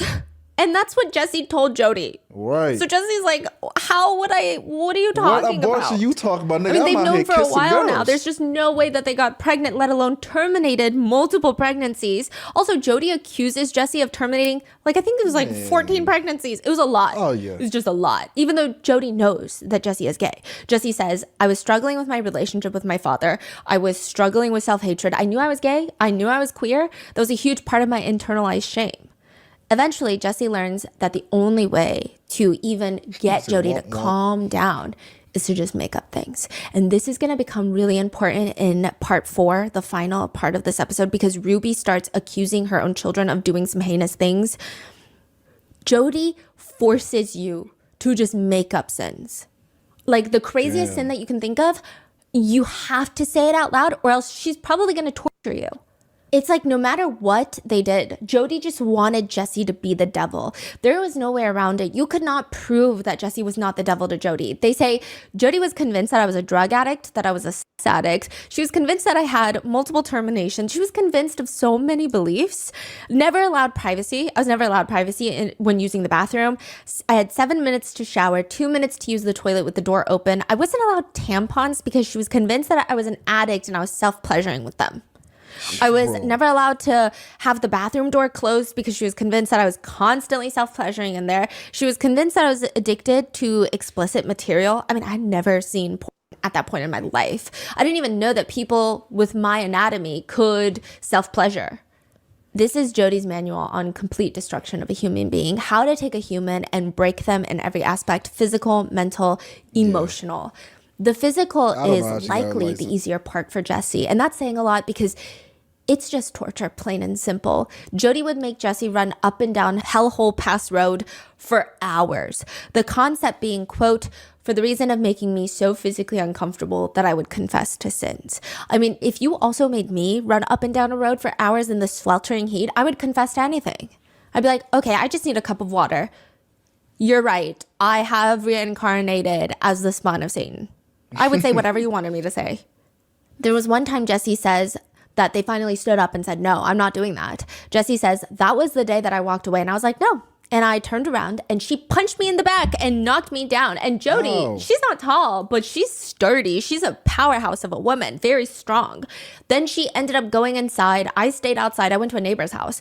The neighbor didn't know what to do. Jodie found me, came, and again, the neighbor was like, I don't want to tell her, but I have to because you're a minor and she has power of attorney. She's your guardian, and I can't lie to her.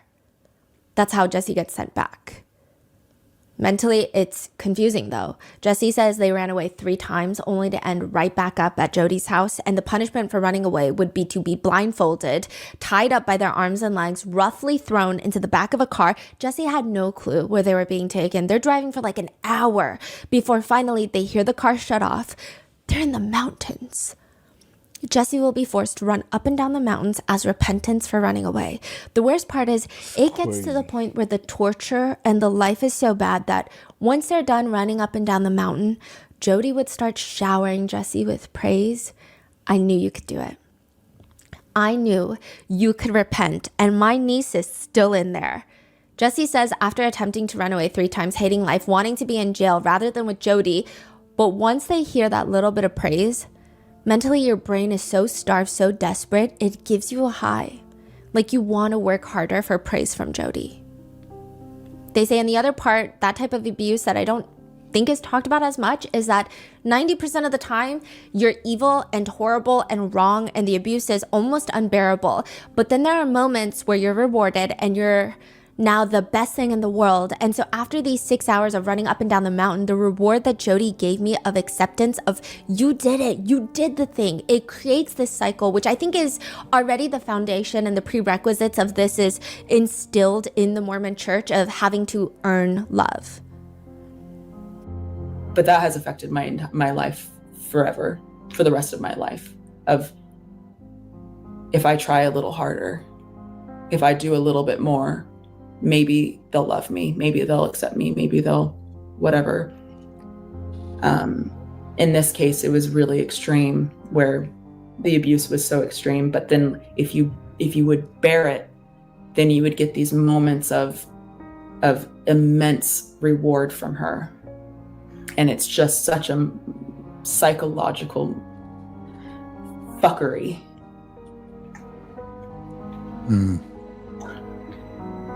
And I was scared of myself. People were scared of me. My family, So it's like this very sick cycle of abuse. But emotionally, Jesse says they thought about jumping from the balcony to break their legs because they felt like that would be less painful than the torture. Even going to jail, if they're so bad, just call the police. They would ask Jodie, just like, let them arrest me, please. If I'm that bad, let them arrest me. Jesse says, I would rather be in jail. And the isolation was the worst part. Jodie would tell everyone that Jesse is a nightmare, a terrifying nightmare. Jodie told family members the reason that she has Jesse sleep out on the balcony is because, quote, I'm scared. I'm scared Jesse is going to murder me in my sleep. You don't know. She's going around saying, you don't know what I'm dealing with. I have to do this for my own protection. The worst part is Jesse believed it. They believed maybe she's right. Maybe I just don't see it because I'm young and I'm not connected to God, I guess. But like, why am I so evil? Why is everyone so scared of me? What about Jesse's parents? Believed it, that they're evil. Does Jesse have resentment towards the parents? Or? Yes, I believe right now Jesse is no longer in communication with their parents. I think even some of their siblings had reactions of like, get over yourself when Jesse spoke about the trauma that happened when they were with Jodie. Jesse says, again, I believed all of this. I trusted these people. I trusted the church. The isolation got really bad. It's like Jodie is just practicing on Jesse before she evolves into trying to throw Adam Paul Steed into prison to isolate him.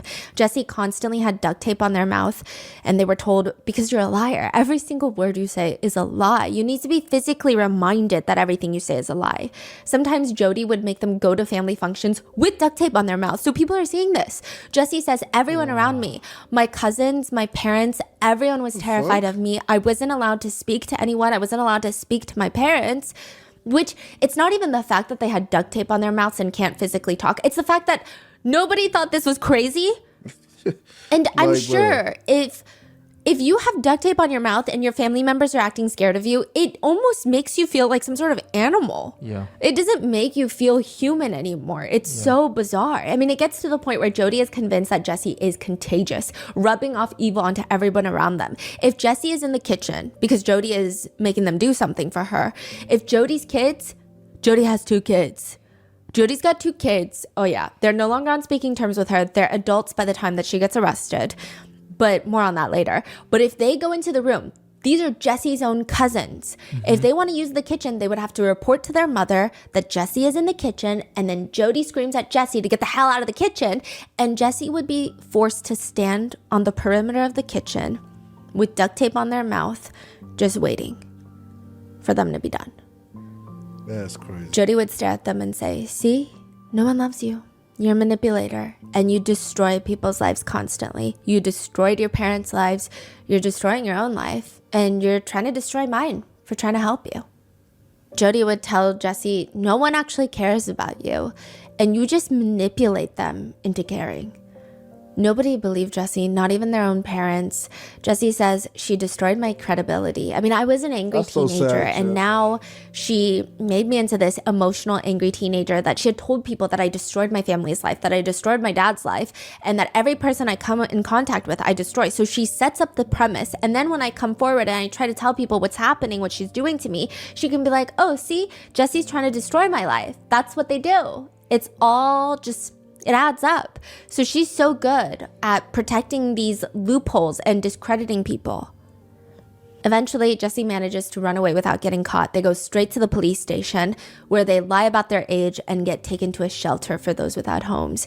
They say that was rough too, it was traumatizing, but it was still better than being with Jodie.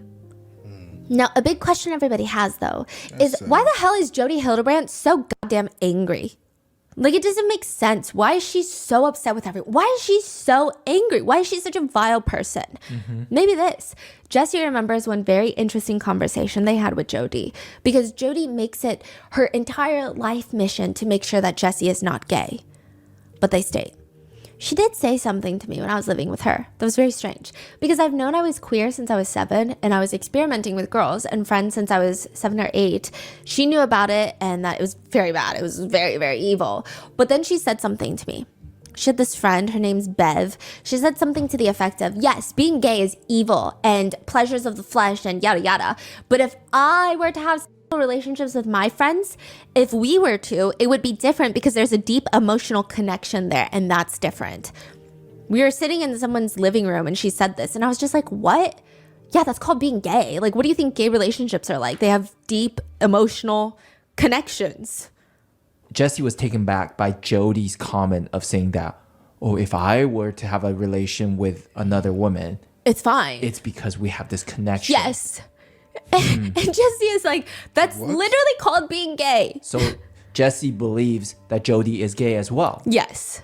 Now, there's a lot of quizzes online with names like Am I Gay quiz. They're all like fun, goofy. They ask what's your favorite Beyonce song, what you order at the bar. It's goofy, it's playful, don't take it too seriously. But to therapist Jodie Hildebrand, it's not funny. It's not funny. This is not cute. As the world's worst life coach, Jodie will give advice to viewers who submit their life worries to Jodie. In one particular clip, she's responding to a viewer who states that she's going through her 13-year-old daughter's phone, comes across her search history where she's talking about taking a quiz. It's called the Am I Gay quiz. Jodie explains, there is no such thing as Am I Gay? And so because we all have the gift of choice, there is no such thing as Am I Gay? Because that takes choice away. It says I am something, period, the end. Like I didn't have choice in it. It just is. And so that on its face is a lie. It's not the truth. It's a distortion. But it's a joke, nigga. Relax, the bro. core principle that this mom needs to understand. So mom, the truth is that your daughter is a daughter of God, period, the end. She's not, I am bad, or I am fat, or I am unloved, or I am gay. All those things are lies, all of them. Which is like the collection of words she uses there is also unhinged. All these things are lies, all of them. It's a choice.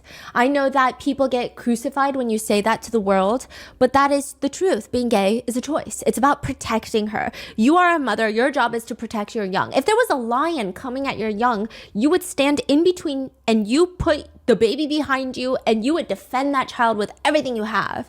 Well, that's what's coming at you. It is worse than a lion. It is here to snuff out the life of your child and kill her spiritually. What is? Being gay. So lesbians, you heard it here first. Your aura is stronger than a lion. Yeah, Jodie continues. I heard a song the other day called We'll Convert Your Children, We'll Convert Your Children. And it was a song about homosexuality and how they're coming for your children. It was the most evil thing I've heard.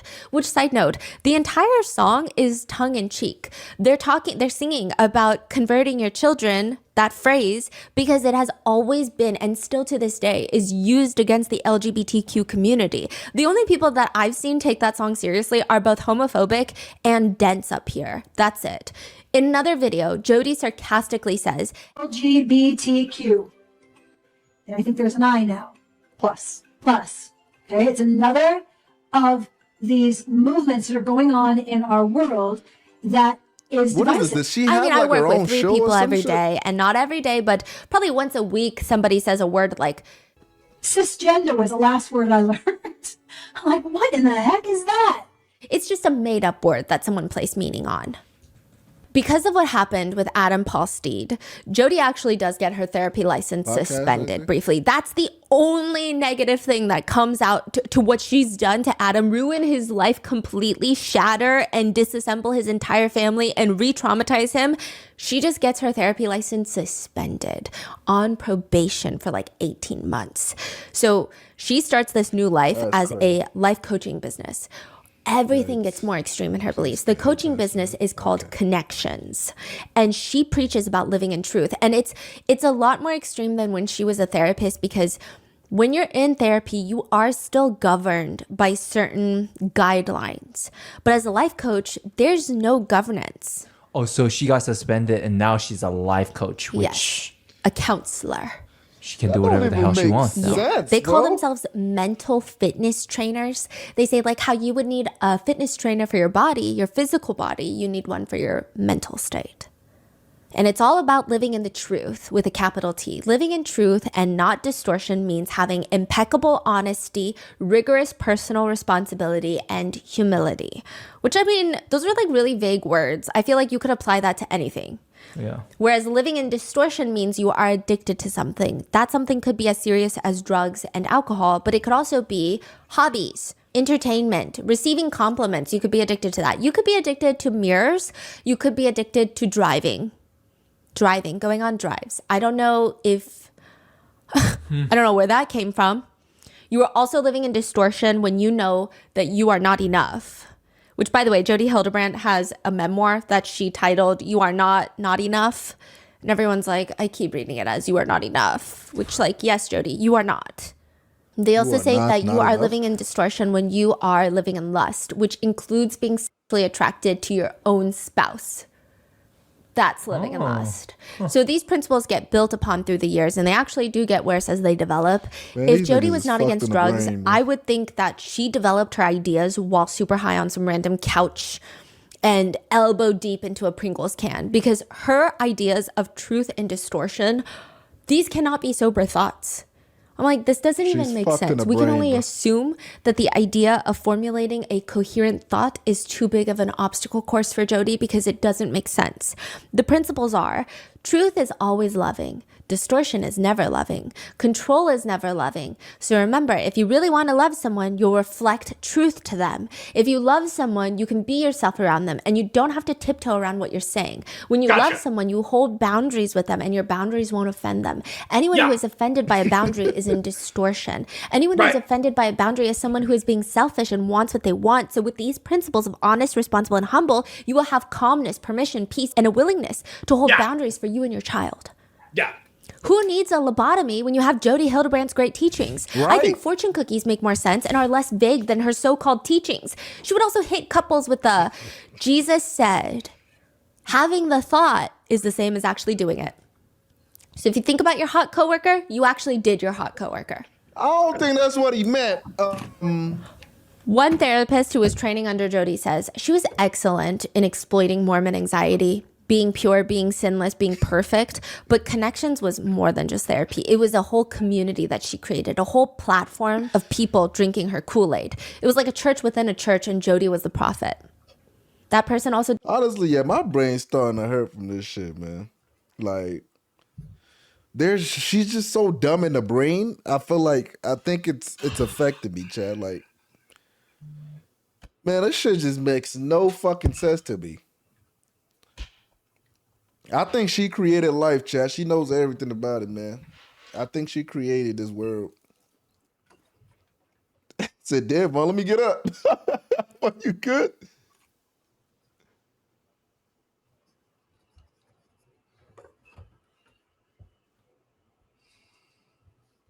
her Kool-Aid. It was like a church within a church, and Jodie was the prophet.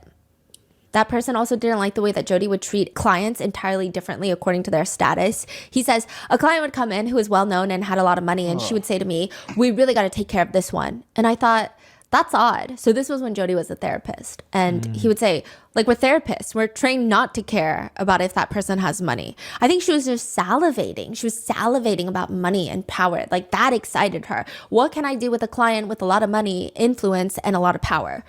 Jodie was a businesswoman. I mean, she really has a lot of addictions, huh? Yeah.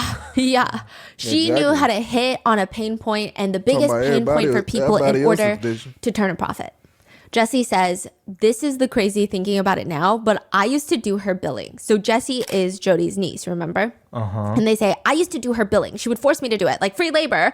Jodie's billing for the therapy session, Jessie says, I did her billing and she bills the LDS church. So every client, essentially, I would say the vast majority of her clients were from bishop recommendations, just based off the billing that I would do. I wonder so why. The host of Mormon Stories mentions, in the Mormon church, if somebody can't afford a therapist, sometimes tithes and offerings might be used by the bishop who recommends his ward members to Jodie. He will then foot the bill from the church offerings, pay Jodie. She's making money off the church, allegedly, right? But they pay the bill. Now, here's the problem with that. One, Jodie is gaining a lot of wealth and success from the church itself. And two, a lot of victims have come forward to state that another insidious way that Jodie ruins people's lives is once your bishop pays for your therapy, they are entitled to all therapy notes. What? There's no such thing. Like, you usually have to sign things that say my bishop can also know what I talk about in therapy. So it's this, Jodie will alienate you from your bishop, accuse you of doing some heinous things allegedly. Is the allegation against Jodie. I mean, multiple allegations against Jodie. Even when Jessie's physical state started changing because of the physical torture that their aunt was putting them through, I mean, a lot of people at the church could see them in this mental and emotional anguish. People start going to the bishop about them, and the bishop then turns to Jodie, gives Jodie a full rundown, like, these are what people are saying about Jessie. Jessie says, Bishop went to Jodie, told her, gave her the names of the people, what they said, the reason why these people thought anything was wrong with me. And according to Jodie, it was because I was emotionally manipulating them into thinking that I would go to church, wear a long face, and manipulate them into feeling sorry for me. Jodie would facilitate meetings with the bishop and with Jessie to tell them, no, tell them, Jessie, nothing is wrong, right? Jodie's great. Which is already highly unethical. Okay, side note, already unethical. If you are a therapist, every single therapist, at least the ones that should be licensed anyway, they say if their family member, a niece, a cousin 5 times removed, doesn't matter, they would never be their therapist. They would recommend someone, that's it. You do not become the therapist for your niece. And not only that, but you don't have them move in with you. And since, Jodie is in competition for the worst person alive, and just bring the gold home, Jodie would facilitate meetings with herself, Jessie, and Jessie's bishop. And the church leader, the bishop, would tell Jessie, you're like a horse. You got to be broken in. Jessie says, we drove to all the people's homes, all the church members that were concerned for me. And Jodie sat me in the car. She told me exactly what I was going to tell these people. And I would go in and apologize to them for manipulating them into thinking that Jodie was doing something wrong to me when she was actually saving my life. Trojan horse. Jesse says, also, Jodie hates men. She hates men. She thinks all men are pretty much, vast majority of men are evil, including church leaders. She thought church leaders were idiots. And she had the answer and that she understood it. She thought she was fighting tooth and nail on the front lines of Satan. She thinks she's But somehow there are still people man. that She believe thinks Jodie she's the is shit. the all-knowing oracle to the She's the truth. all-knowing- One review reads, The truth and the Jodie's light, one-on-one Jack. calls and the group classes have been life-changing for our family. Years of false beliefs were surfaced in But weeks. pause What this. years of therapy failed to do. Jodie in jail, right, chat? Oh, you think she locked She in up? jail. Man, she She locked better up be with, in jail. with Man, what's her address, bro? I'm gonna send her a note. what I'm you gonna send her a note. It's gonna be full of shit. I'm gonna just send her I'm gonna write a note, right? Say fuck you on it. I'm gonna take the letter, wipe my ass with it, and then mail it to her. No, you gotta write a note. You gotta say, since you know it all, did you see this coming? Did you smell that? Did you see this coming? Like did you smell that shit? Right? Like, you know what I mean? I'm gonna need you to confess all your sins. How about that? I'm gonna need you Why to you in write it jail, out. dog? Oh, you the worst piece of shit on it, so that's why I sent you shit. You know what I mean? You reap what you sow. Somebody said, why are you in jail? I want you to write down every sin you ever committed. How about that? Matter of fact, you the worst motherfucker on planet Earth, dog. You deserve to rot in this bitch for 50,000 more years. Yeah, I hope you What you burn in. I didn't do nothing. Yes, you did. Hey, Yes, hey. you did. You killed 100 people. I seen it in my dream. You killed 100 people. You deserve to rot here. I'm gonna hit her with that, Chad. I'm gonna hit her with that. I swear to God, I see her, bro. One review reads, Jodie's one-on-one calls and the group classes have been life-changing for our family. Years of false beliefs were surfaced in weeks. What years of therapy failed to do. I will say, anyone who believes Jodie's tactics are questionable I don't are know simply mine. not ready to take responsibility for their choices. 5 stars for Jodie Hildebrand. Review left by Ruby Frankie. Wow, now we're back to this bitch. 18-year-old Ruby is not looking for a degree, which seems counterintuitive because she is a student at Utah State University. But where else are you supposed to find the love of your life who is going to be athletic, handsome, smell good, comfortable to talk to, well-groomed, you know not what's skinny, crazy, 5 bro? inches taller than Ruby, doesn't have anger issues? I could just imagine what them kids about to go through. And that's what I'm saying, bro. Bro, ain't man. that how crazy this bitch is, bro? Bro, chat. I could just imagine. Bro, I don't know the story, you bro. know I it's don't bad know the if story. the nigga was willing to walk through the desert barefoot with just socks on. Yeah, bro. Like, you know it's bad. Bro. Nigga had duct tape around his ankles, bro. Like, you know it's bad. Nigga was willing to walk through the scorching heat in only socks. Okay, so I already see what this story. See, I like how Riot Mango explains her shit. She Yeah. showed the Ruby side, Shit feel and like then you she watching- showed the therapist side, showing how Yeah. crazy this bitch is. So you got 2 crazy motherfuckers. Hey, And then they discipline, merged. discipline my Right. child type shit, right? And Right. then you know what I'm saying? And That's then what we it got here. became- These are basically the Infinity Stones to Yeah, Thanos' gauntlet. yeah, This is how it became yeah. the gauntlet. This is Okay. how shit snapped. You know what I mean? This is how shit snapped and shit became all hell. You know what I The mean? dynamic duo This- of hell. The dynamic, Yeah. the dynamic. I ain't gonna lie, Satan ain't got shit on these niggas. I ain't gonna lie, they probably beat the fuck out of Satan. No. Nah, that's crazy. That's crazy, man. Nah, Bro, they nigga, probably she- spit on that nigga's face. She went to hell. Even Satan said, "Hell no, nigga." Yeah, bro. Like, No, yeah. Right. Y'all need to go to some other shit. No, who you the ain't fuck coming made her here, this bro. evil? I ain't do this. You ain't Yeah. coming here. You back the The fuck next up. episode is about the children. Oh man, Oh shit. that's what it gets Is not crazy. snappy, is not snooty, is good with music and teaching, whereas taller than Ruby, doesn't have anger issues, is not snappy, is not snooty, is good with music and teaching, wears khakis and collared shirts, Eagle Scout, is good with siblings, likes yard work, prays daily, reads scriptures daily, wants 6 kids, willing to help kids with homework, and is crazy about me. That is her list of what she's looking for in her future husband. And she's looking right now, 18 years old, in college, looking for a husband. How do we know that? Her prerequisites. She has a whole graph of it labeled and detailed on a poster board that's hung in the back of her closet. When she starts dating, she's going to go in and start writing the boys' names across and then coloring in the boxes. So if you're 5 inches taller, she'll color in that box. And then at the end, she's going to see who has the most colored boxes, and that's her future husband. What? What? Yeah. She's like efficient with her dating. That is Kilo mean by that? crazy. Yeah. The boy that she's like boxes, and that's Wait, I'm confused. Wait, run that team back. Whoa, Kilo mean wait. by that? What do I'm you getting mean by tired. I know I'm getting tired, but what in the flying fuck did she just say? Hold on. I'm getting tired. Chat. That's Work just with me. say how Maybe she I'm finds just. her Maybe future I'm husband. tweaking. Right? Maybe I'm tweaking. Hold on. What the fuck did she do? How do we know that? willing to help kids. Snappy is not. But where else are you supposed to find the love of your life who is going to be athletic, handsome, smell good, comfortable to talk to, well-groomed, not skinny, 5 inches taller than Ruby, doesn't have anger issues, is not snappy, is not snooty, is good with music and teaching, wears khakis and collared shirts, Eagle Scout, is good with siblings, likes yard work, prays daily, reads scriptures daily, wants 6 kids, willing So to help this kids is with Ruby. homework, and is crazy about me. That is her list of what she's looking for in her future husband. Oh, yeah, good And luck with she's that looking shit. right now. 18 years old, in college, looking for a husband. Okay, so this is How do, Ruby. how do we know that? Her prerequisites, she has a whole graph of it labeled and detailed on a poster board that's hung in the back of her closet. When she starts dating, she's going to go in and start writing the boys' names across and then coloring in the boxes. So if you're 5 inches taller, she'll color in that box. And then at the end, she's going to see who has the most colored boxes, and that's her future husband. What? Yeah. She's like efficient with her dating. That is crazy.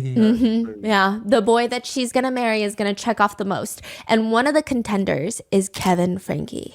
It's not the most Creative, romantic but meeting, crazy. but that's fine. She did not write love at first sight. Man, why'd you say that? No, I said creative but crazy. I get the idea. You know what I'm saying? But that's crazy as fuck. No. Listen, no. Hear me out. She gonna lie, out here. She putting might niggas be in the a next pie Joel. chart, She nigga. might be the next Joel. No. She got these niggas. She's doing mathematics with niggas, bro. Nigga, that's what I'm saying. The bro. mathematics. It's like she's checking boxes of what she's looking for in a nigga, bro. And What about her ass? I mean, she fucked up, nigga. She fucked in the head, bro. The fact that she thinks she's gonna find a perfect man, you know what I'm saying, and because like but when you're looking for a partner, right? You gotta see, okay, what am I looking for in a partner, right? That's the idea that she has. No, listen, that's the idea that she has. So she's checking out, okay, this nigga got everything I need, and you happen to be that nigga. But apart from that, it's the psychoness of how she choose. You know what I'm saying? You know what I'm saying? Man, but how do you get there, though? That's an extra box. How do you get there? Like, well, you going on dates with multiple people, and you already talk. And that's the crazy. So that's are you able to have? Do you want 6 kids, nigga? I look at nigga kids, nigga. If you don't get the for hell, bro, it's the first date. Why are we talking about 6? Why are we talking about kids? Not alone 6 fucking kids. That's just crazy, bro. Nah, she different. She different. And She out of date so many niggas, bro. Yeah. So I know this is our first date, but would you eat my ass? Yeah. That's an extra box for you. I'm gonna check that on the list. Oh, he said yes. Oh shit! I think I found him. All right. Next question. I know this is not the stick. But would you let me slap you on your boy head whenever I want? Like, bro. Oh, you said no? Damn. Right on. I can't do that. You off. Man. You're the final boss of niggas that I check off. Yeah. Like, bro, what? Like, get the fuck out my face. Nigga, so would you eat my ass? You eat my ass tonight? Fucking Like, bro. bro. Stupid, bro. Yeah, you came in at the wrong time. I'm guessing this the nigga that hit all the check box, nigga. That nigga, yeah, he had to cross some serious shit. Yeah, I ain't gonna lie. That nigga, he beat the whole game, bro. That nigga, he 100% at the game. Yeah, that nigga. I don't know what the fuck she checked That on nigga about said, that would nigga. you let me slap your bald head whenever I want? Yeah, nigga. Would you go bald for me? It's not the most romantic meeting, but that's fine. She did not write love at first sight type of romance movie meeting on her chart. Jeff Bezos ass. Ruby and Kevin You mean Frankie, Jeff they bump into Bezos each ass? other at a hot dog stand on campus, and instantly he's a good contender. He's laid back. Ruby likes that. She wants someone to join her in life, not run her life, not lead her in life. She wants to drive the car. Which also, side note, a lot of netizens have been asking, She can't drive. 8 though. passengers, then who is driving? And then a lot of netizens comment Jodie. Interestingly, Kevin is just as interested in Ruby as she is in him, maybe more so. He was heartbroken when he realized that while watching a movie with Ruby, under the blanket, he was holding her hand. But when he looks under, there is another guy dating Ruby on the other side, also holding her hand. What? He's so pissed about it, but he becomes determined. And I don't know how he knew about Ruby's. There is another guy under the blanket. He was holding her hand. But when he looks under, there is another guy dating Ruby on the other side, also holding her hand. What? He's so pissed about it, but he becomes determined. And I don't know how he knew about Ruby's little graph of dating in the back of her closet. I don't know if he stumbles upon it by accident, but once he finds it, he's ready. He jots down every single thing on that list. And this is the new Kevin Frankie. This is who he will be from this day forward. He says, I went home and I studied hard. I studied that list harder than I did my schoolwork, I think. I was very insecure with who I was. I was willing to change to become somebody that somebody else would appreciate and love. And it works. After 2 weeks of dating, this is like 2 weeks after meeting each other, they get engaged. And within 2 months of being engaged, they get married. And at just 21 years old, Ruby gives birth to their very first child, New York Times bestselling author Sherry. Damn. Yeah, get her book. 1 down, 5 more to go. 6 kids total, and Ruby Frankie is the type of mother who needs a scapegoat. She would be a perfect mom, right? Had it not been for this kid. Everything would have been perfect had it not been for this one. A lot of narcissistic parents always find a scapegoat in the family, and it's usually a kid. Every other kid is good. Every other kid is well behaved in their eyes, except this kid. If something goes wrong, it's this kid. Does the kid shift? Yes. The kid, it seems like in the beginning, it is Chad. And then once a lot of the older children move out, once Chad and Sherry move out, and Kevin moves out, it'll be the youngest too.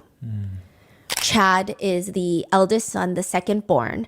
And in part 1, we go over Ruby taking away his phone, his bedroom door, even sending him to a troubled teen wilderness camp for over a month. It seems like this was all done at the recommendation of Jodie, which Ruby meets Jodie through a friend who is telling Ruby, listen, if anyone can, quote, fix Chad, which by the way, Chad, and I don't think any of the Frankie kids needed any sort of fixing. They just needed a mother who loved them and did not vlog all of their worst moments and put them online 5 days a week.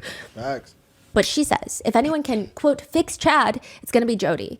Now, the first Zoom meeting between Chad, he remembers for some reason his parents were so nervous. Chad thought it was goofy. He's like, I'm just going to get through this Zoom meeting with this Jodie lady and I'm going to be done with it. They hop on Zoom. Jodie says, Chad, it's really good to see you. Are you ready to start living an honest and responsible and humble lifestyle? Chad says, absolutely. Let's get started. I'm so ready to live a responsible life. You're lying, Chad. Chad said he went silent because he's never had a therapist or whatever call him out so directly in front of his parents. Like, you're lying about that. It was just very aggressive. Chad looks over and he just knew that his mom is hooked. From that moment forward, Jodie is not taking Chad's bullshit. Is this like in the middle of their YouTube journey? Like Yes. they're already famous? Already famous. So do you think Jodie coming in already like, oh, I want these people as... It seems like I want to it. latch onto this Yes. them because they're famous. They're gonna Famous, pay me real rich, good. influence, everything is perfect. I see. Yeah. Now, after the Zoom call, Jodie reaches out to the Frankies and she tells them, look, your son Chad, he needs an outcome. He needs an outcome for the way that he showed up to that meeting. He's running circles around you guys. Immediately, they just start taking away everything. His phone, Xbox, no friends, Anasazi Wilderness Camp. He doesn't get a bedroom. Eventually, they take away football, that was honestly Chad's, he was really good at football. That would have hurt me. Really good. That he wanted to get a scholarship and just get out of there. It's crazy 'cause I was Chad gonna say says, he my looked mom like was he trying played everything in her power to fix me, but I never felt like she was doing it for me. It always felt like she was doing it for herself. At one point, my mom got kind of teary-eyed and she said, Chad, this is your last chance. Jodie and I found a military camp in Virginia and we are just waiting for one more time of you acting up. And if that happens, we're going to send you there until you're 18. Chad says, I don't know. I think I really just sensed something in my mom that realized that she's not going to let Jodie go. This is just how it's going to be. This is how it's going to be from now on, and I just decided to start listening. Ruby's thought is, if this is going so well with Chad, why not Kevin? Maybe Kevin Frankie, Ruby's husband, can benefit from some counseling. Kevin Frankie works as a professor at BYU in the civil engineering department with a focus on geotechnical engineering, meaning he teaches how soil and rocks and earth materials interact with structures and buildings and infrastructure. It's a lot of work pertaining to the soil, so they're really well versed in fundamentally soil mechanics and just how rocks behave. So how certain soils respond to static and dynamic loads, how an earthquake can have the interactions between the infrastructure and the soil specifically in that region, and how they can learn to make the infrastructure better for the future.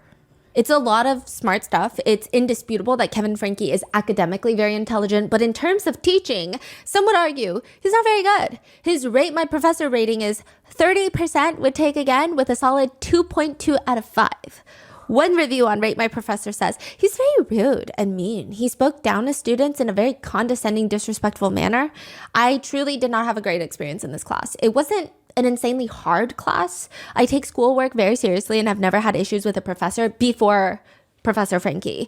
Hard professors are one thing, but downright rude, dismissive, and arrogant is another. Save yourself the misery if you can and take something else with someone else. Another just reads, weird dude. Interestingly enough, another reads, unable to get in contact outside of class. He's very controlling, and you can only have the same views that he has or you will be looked down upon. Caused me so much stress that I dropped out.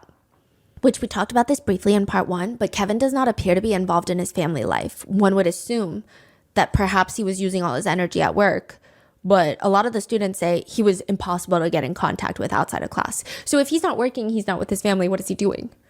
Another rating reads, Professor Frankie was rude from day one. He does not respect his students at all. He was always in a bad mood and made class miserable. He would make horrible homophobic remarks and make us students feel incompetent. His classroom felt hostile and like a prison. I hate it there. Kevin says he started taking connections classes with Ruby, group sessions. Actually, the first time he went was a full seminar. Like, you know, a whole workshop. It's like one of those hotel conference rooms that you book out. Jodie's hosting it. Jodie's up on the stage, and the whole workshop is love versus lust. Jodie would say, love is giving. It's honest. Lust is about taking. It's about greed. It's about control, and you can lust over anything. If a man says he doesn't lust, he's lying. Many of them are lusting, whether they're lusting silly, they're being selfish. Wait, but hold on. So we have a huge problem. Okay? And I'm going to need you to do the bang after this. If you would get lust over anything and you're a therapist, you want to make money. Aren't you lusting over money? Don't you want to? Aren't you trying to chase money? Doesn't that mean fat, you're a dick? girthy, bubbly, big back, broad-shouldered bitch? That's what Oh. Clock it. It's okay. It's clocked, chat. Is it clocked? It's clocked. They're being selfish. So we have a huge problem. Okay? That's what Jodie's saying. Kevin leans in, looks over at his wife, Ruby. He's about to roll his eyes when he looks and sees that Ruby and every other person in this entire hotel conference room is laser focused. They're like on the edge of their seats. He whispers to Ruby, this feels like a cult, like a man-hating club. Kevin says the experience was very confusing. You know, this is a bunch of man-hating women that are just looking for excuses to tear down their husbands. And I mean, that's what it felt like to me in there. But it's confusing because there were a lot of people that I respected, a lot of people that were on that stage with microphones in hand giving testimonials of how great this was and how it changed their lives and their marriage. The seminar does come at a very vulnerable time. He says, to be honest, we were pretty lost, and Ruby believed this was the roadmap back to the place that we both wanted to go. So after the seminar, she sat me down and she said, I'm concerned about our marriage, and I'd like to invite you to join a Connections men's group, which is a group of men that meet up on Zoom every week with Jodie so she can berate them about how they're ruining their lives if they ever place their eyeballs on a nude photo of a woman. Oh, yeah. In the beginning, at least, Kevin and Ruby get sucked in. He says, we both felt like there was purpose again. Even the kids felt a change. Ruby was happier. She never shouted anymore. We were really happy, like a happy family again. Clearly, very quickly, Kevin gets very into Connections. There are clips of Kevin Frankie giving advice to other parents in the Connections groups. He's sitting there right next to Ruby saying things like, There's so many culturalisms today that are just being promoted and celebrated and taught from the highest towers in every part of the land that it's my job to make kids happy. It's my job to give my kids a magical childhood. It's my job to make my children smile and laugh. And it's my job to make my children successful. No. Sherry remembers in her book, yeah, that's exactly what Ruby does. Ruby does not have time or patience for a child that wants to be happy or is even sick. So now Kevin's like buying into all of this. He's like, discipline, discipline. It's not my job to make sure that my children are emotionally stable. In the beginning, Ruby and Kevin are the stars of the new group sessions that Jodie is hosting. They become the teacher's pets, if you will, and everyone would do well to learn from them. Many victims have come forward to say that Jodie is very meticulous about how she tortures people in these group counseling sessions. You could be in a group setting with all these husbands, but if you ever admit that you have been self-pleasuring, they will pair you up with an accountability buddy. This is a non-mental health professional that you have to text 3 times a day at the very least. Anytime you want to self-pleasure or do anything that you shouldn't be doing, even if you just briefly thought about it for 2 seconds, you have to tell your accountability buddy. They take a full log. They're like an accountant. Excel spreadsheet this. And then there's these confessional meetings where you meet up with your wife and Jodie and you have to confess everything to her. And if you maybe don't mention one thing on that list, the accountability buddy will rat you out. And then everyone in the group pressures the wife to punish the offending spouse in some way.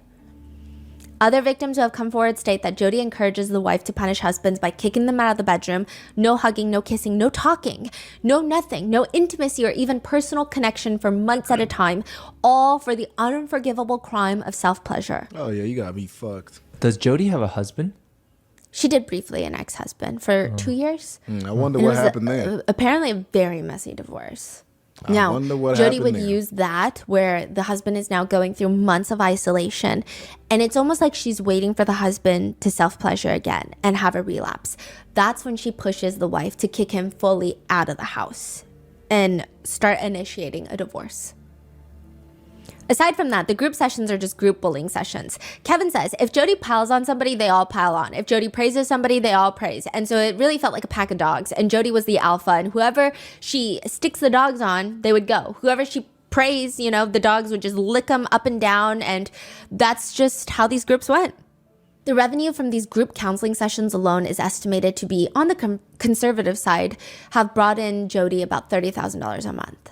Now, Kevin would start helping to lead these sessions. Yeah, he was very involved at this point. He would talk about how he was addicted to all sorts of things, sports, his phone, work, and how he always just made his wife feel like she had to hold the house down. And it was this whole conversation he's like leading and teaching. And it seems like the only one in the entire Frankie household that's really concerned, that's not a full-fledged child that's getting concerned about this, is Sherry. She's very suspicious of Jodie. Something about Jodie is cold, not maternal, but in the worst way possible. It's like the absence of any maternal energy. Sherry starts looking into who exactly Jodie Hildebrand is, and she seems like a grifter. Honestly, like a con woman. On her website, there's packages that you can purchase. Leadership training, 6-week program, 1 person, $800.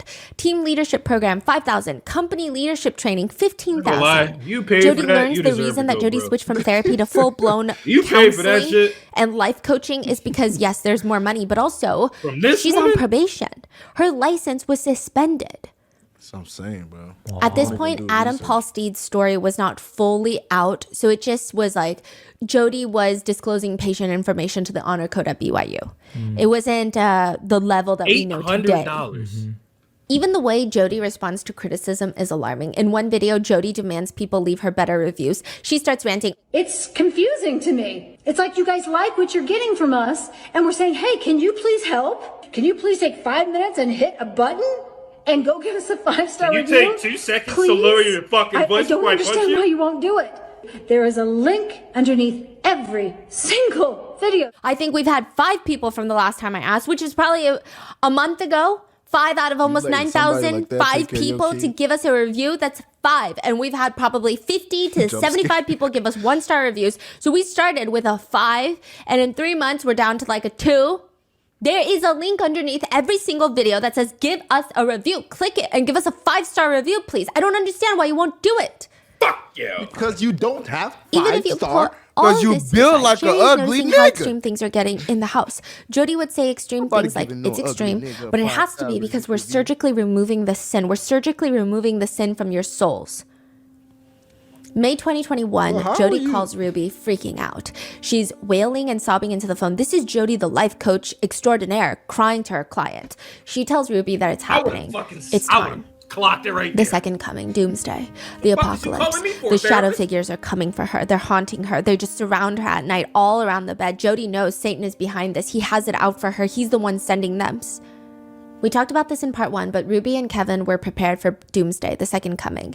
Kevin says, because we were in that state of mind where we were ready for something big to happen, we were expecting it, we just weren't expecting this. So to them, this sounds incredibly rational, level-headed. Yes, of course, Satan Daddy is sending you demons at night. So they go to Jodie's house to be with her while she goes through these demonic possessions to give her support. So for months, the church bishop would come to help Jodie, I guess, with exorcisms, but nothing's if working. my fucking Bishop even therapist- suggests maybe the demons are attached to your $5 million house. Maybe you gotta leave. Which means maybe Jodie can stay with you, Ruby. Live with you and the rest of the Frankie kids until she's better. Move into the Frankie hell no. household. That's Kevin says, I was manipulative like, as oh, fuck. hell no. I don't want this in my house.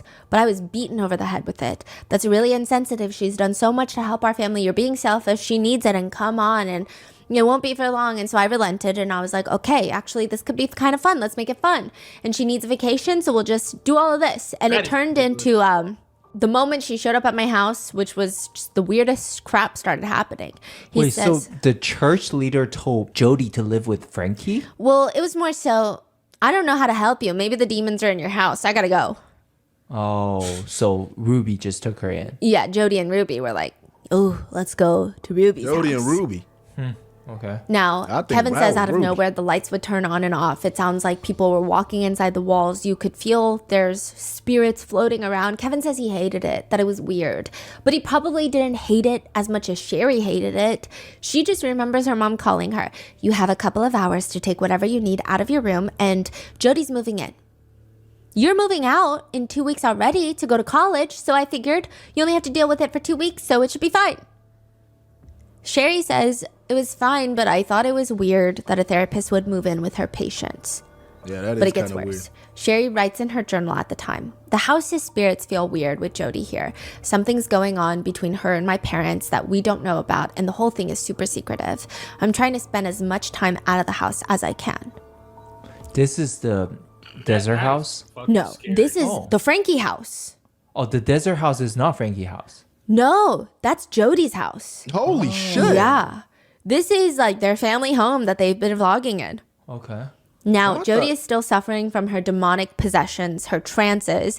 Both Ruby and Kevin Makes are trying to sense why help she her lives through in it, the but house. eventually Motherfucker, Jodie you're starts not responding coming to best my to Ruby. Ruby even that shit with your volunteers to stay in Jodie's room overnight, which is her daughter Sherry's room, to Wait, comfort Jodie because the demon spirits get more active at night. They start sleeping in the same bed.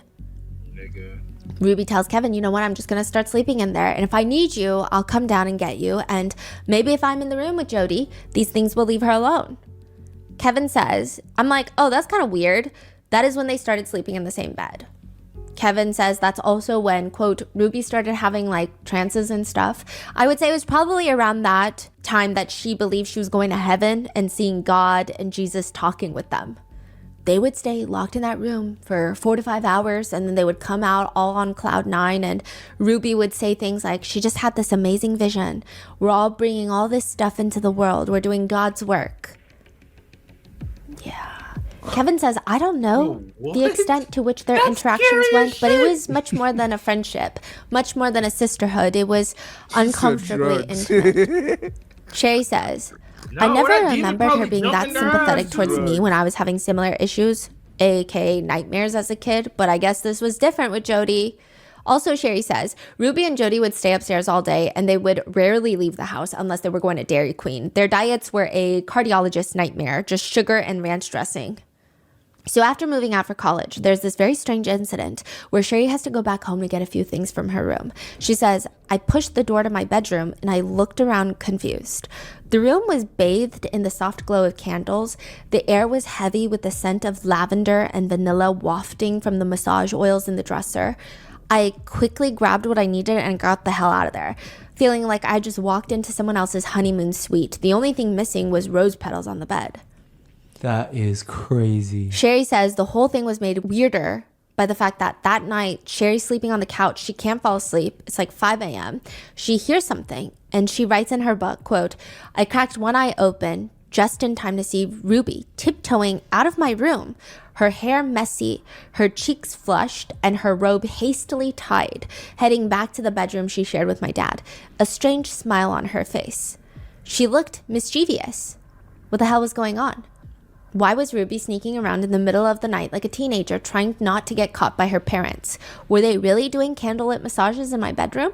How could all of this be happening with all of us in the house? She continues, it was equal parts fascinating and horrific. Two women who preached, quote, truth while living lies, who condemned queerness very publicly in their connections videos while embodying it privately in my room, on my bed, most likely. Later, Sherry will find notes in Ruby's computer detailing how frustrated Ruby was about having to cater to Jodie's needs for physical affection without getting anything in return. Which is a lot going on, but at the time, all Sherry is most concerned about is her family's safety. Sherry starts Googling, is my family in a cult? This is where I leave you with part 2. And stay tuned for part 3 and part 4. So part 3, we're going to go over if people could have seen more warning signs. Because up until the day of the arrest, they're still posting podcast episodes, like 30-minute podcast episodes. And some of what they're teaching kind of lines up to what they're journaling about the torture that was taking place. And then in part 4, we go through the arrest. Stay tuned. Let me know in the comments, what are your thoughts? Stay safe, and I will see you in the next one. The freaking horse. Wait, Ruby? If I'm getting this right, Ruby? No, not Ruby.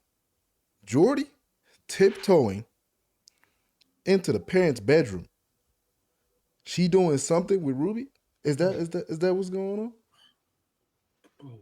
Bro, they're having intimate, bro.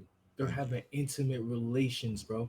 And she condemns that shit. Bro, what Jodie condemns that shit, but she's doing it. No wonder she told her daughter that if she do it, it's okay. I should have seen it then. Yeah, Ruby was in Jodie's room. So they fucking.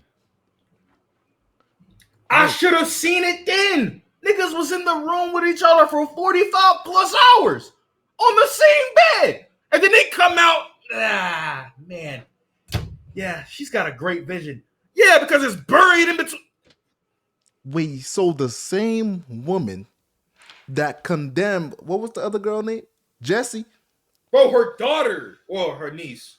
Yeah, her brother's kids, Jessie. Bro. She condemned her because she was gay. But she's doing the same shit. But she out here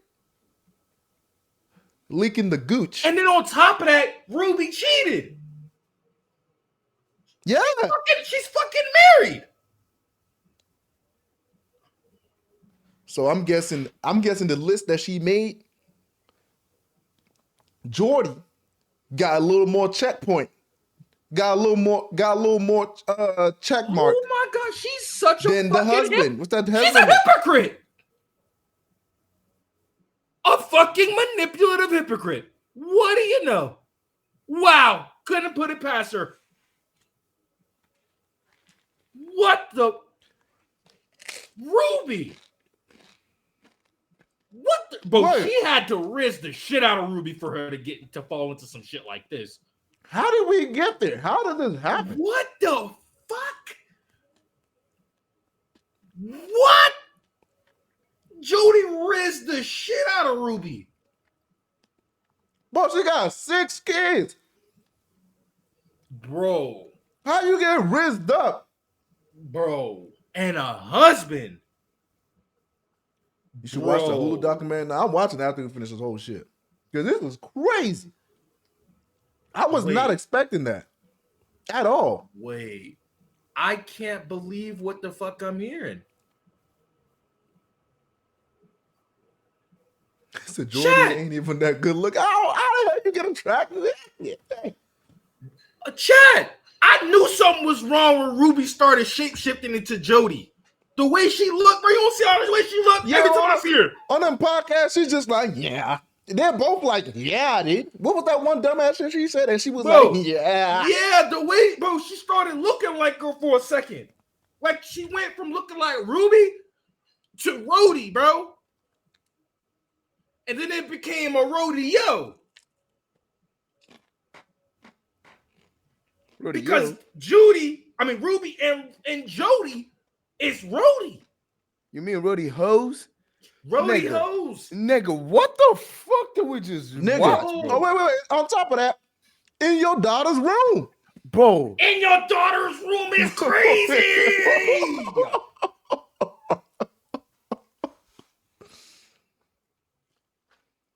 Chat. I'm done, man. That's crazy. Bro. We're not even. Bro. We're only 2 episodes deep. We got 2 more, man. Yo, chat. I don't know what the fuck going on. Bro. I don't understand these niggas.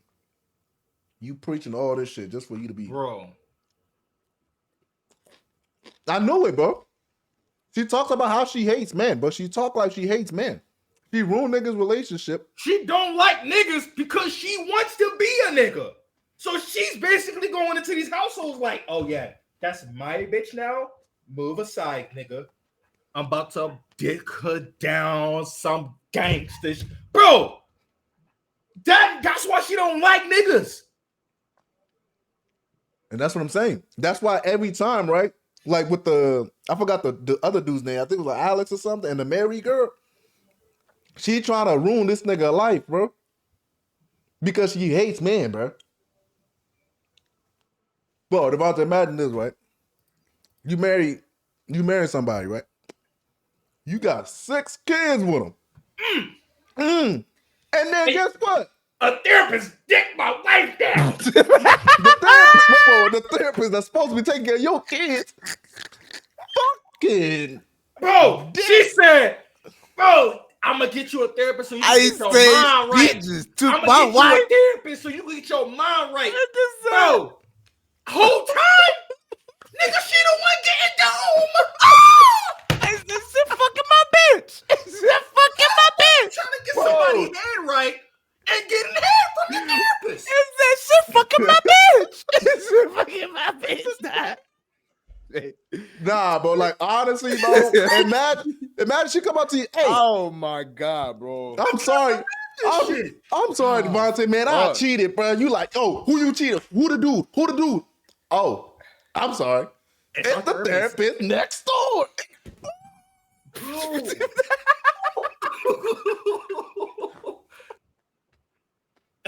Y'all said I do the voice too well. It's okay. She needs somewhere to stay. She was possessed. The church won't help her. Okay? What do you want me to do? We have money. Stop getting angry at me. Like, bro. Let her stay here now. I won't take no for an answer. She wants to eat me out. Like, bro. Like, bro. Chad, am I tripping? Do you have a wristband? Nah, Chad. If y'all ready for part 3, man, make sure you come back on Monday for all the new people. Hold on, all the new people that's watching. Every Monday we do Ride Mango, so we're gonna be doing part 3 next Monday. So make sure y'all pull up if y'all want to see part 3.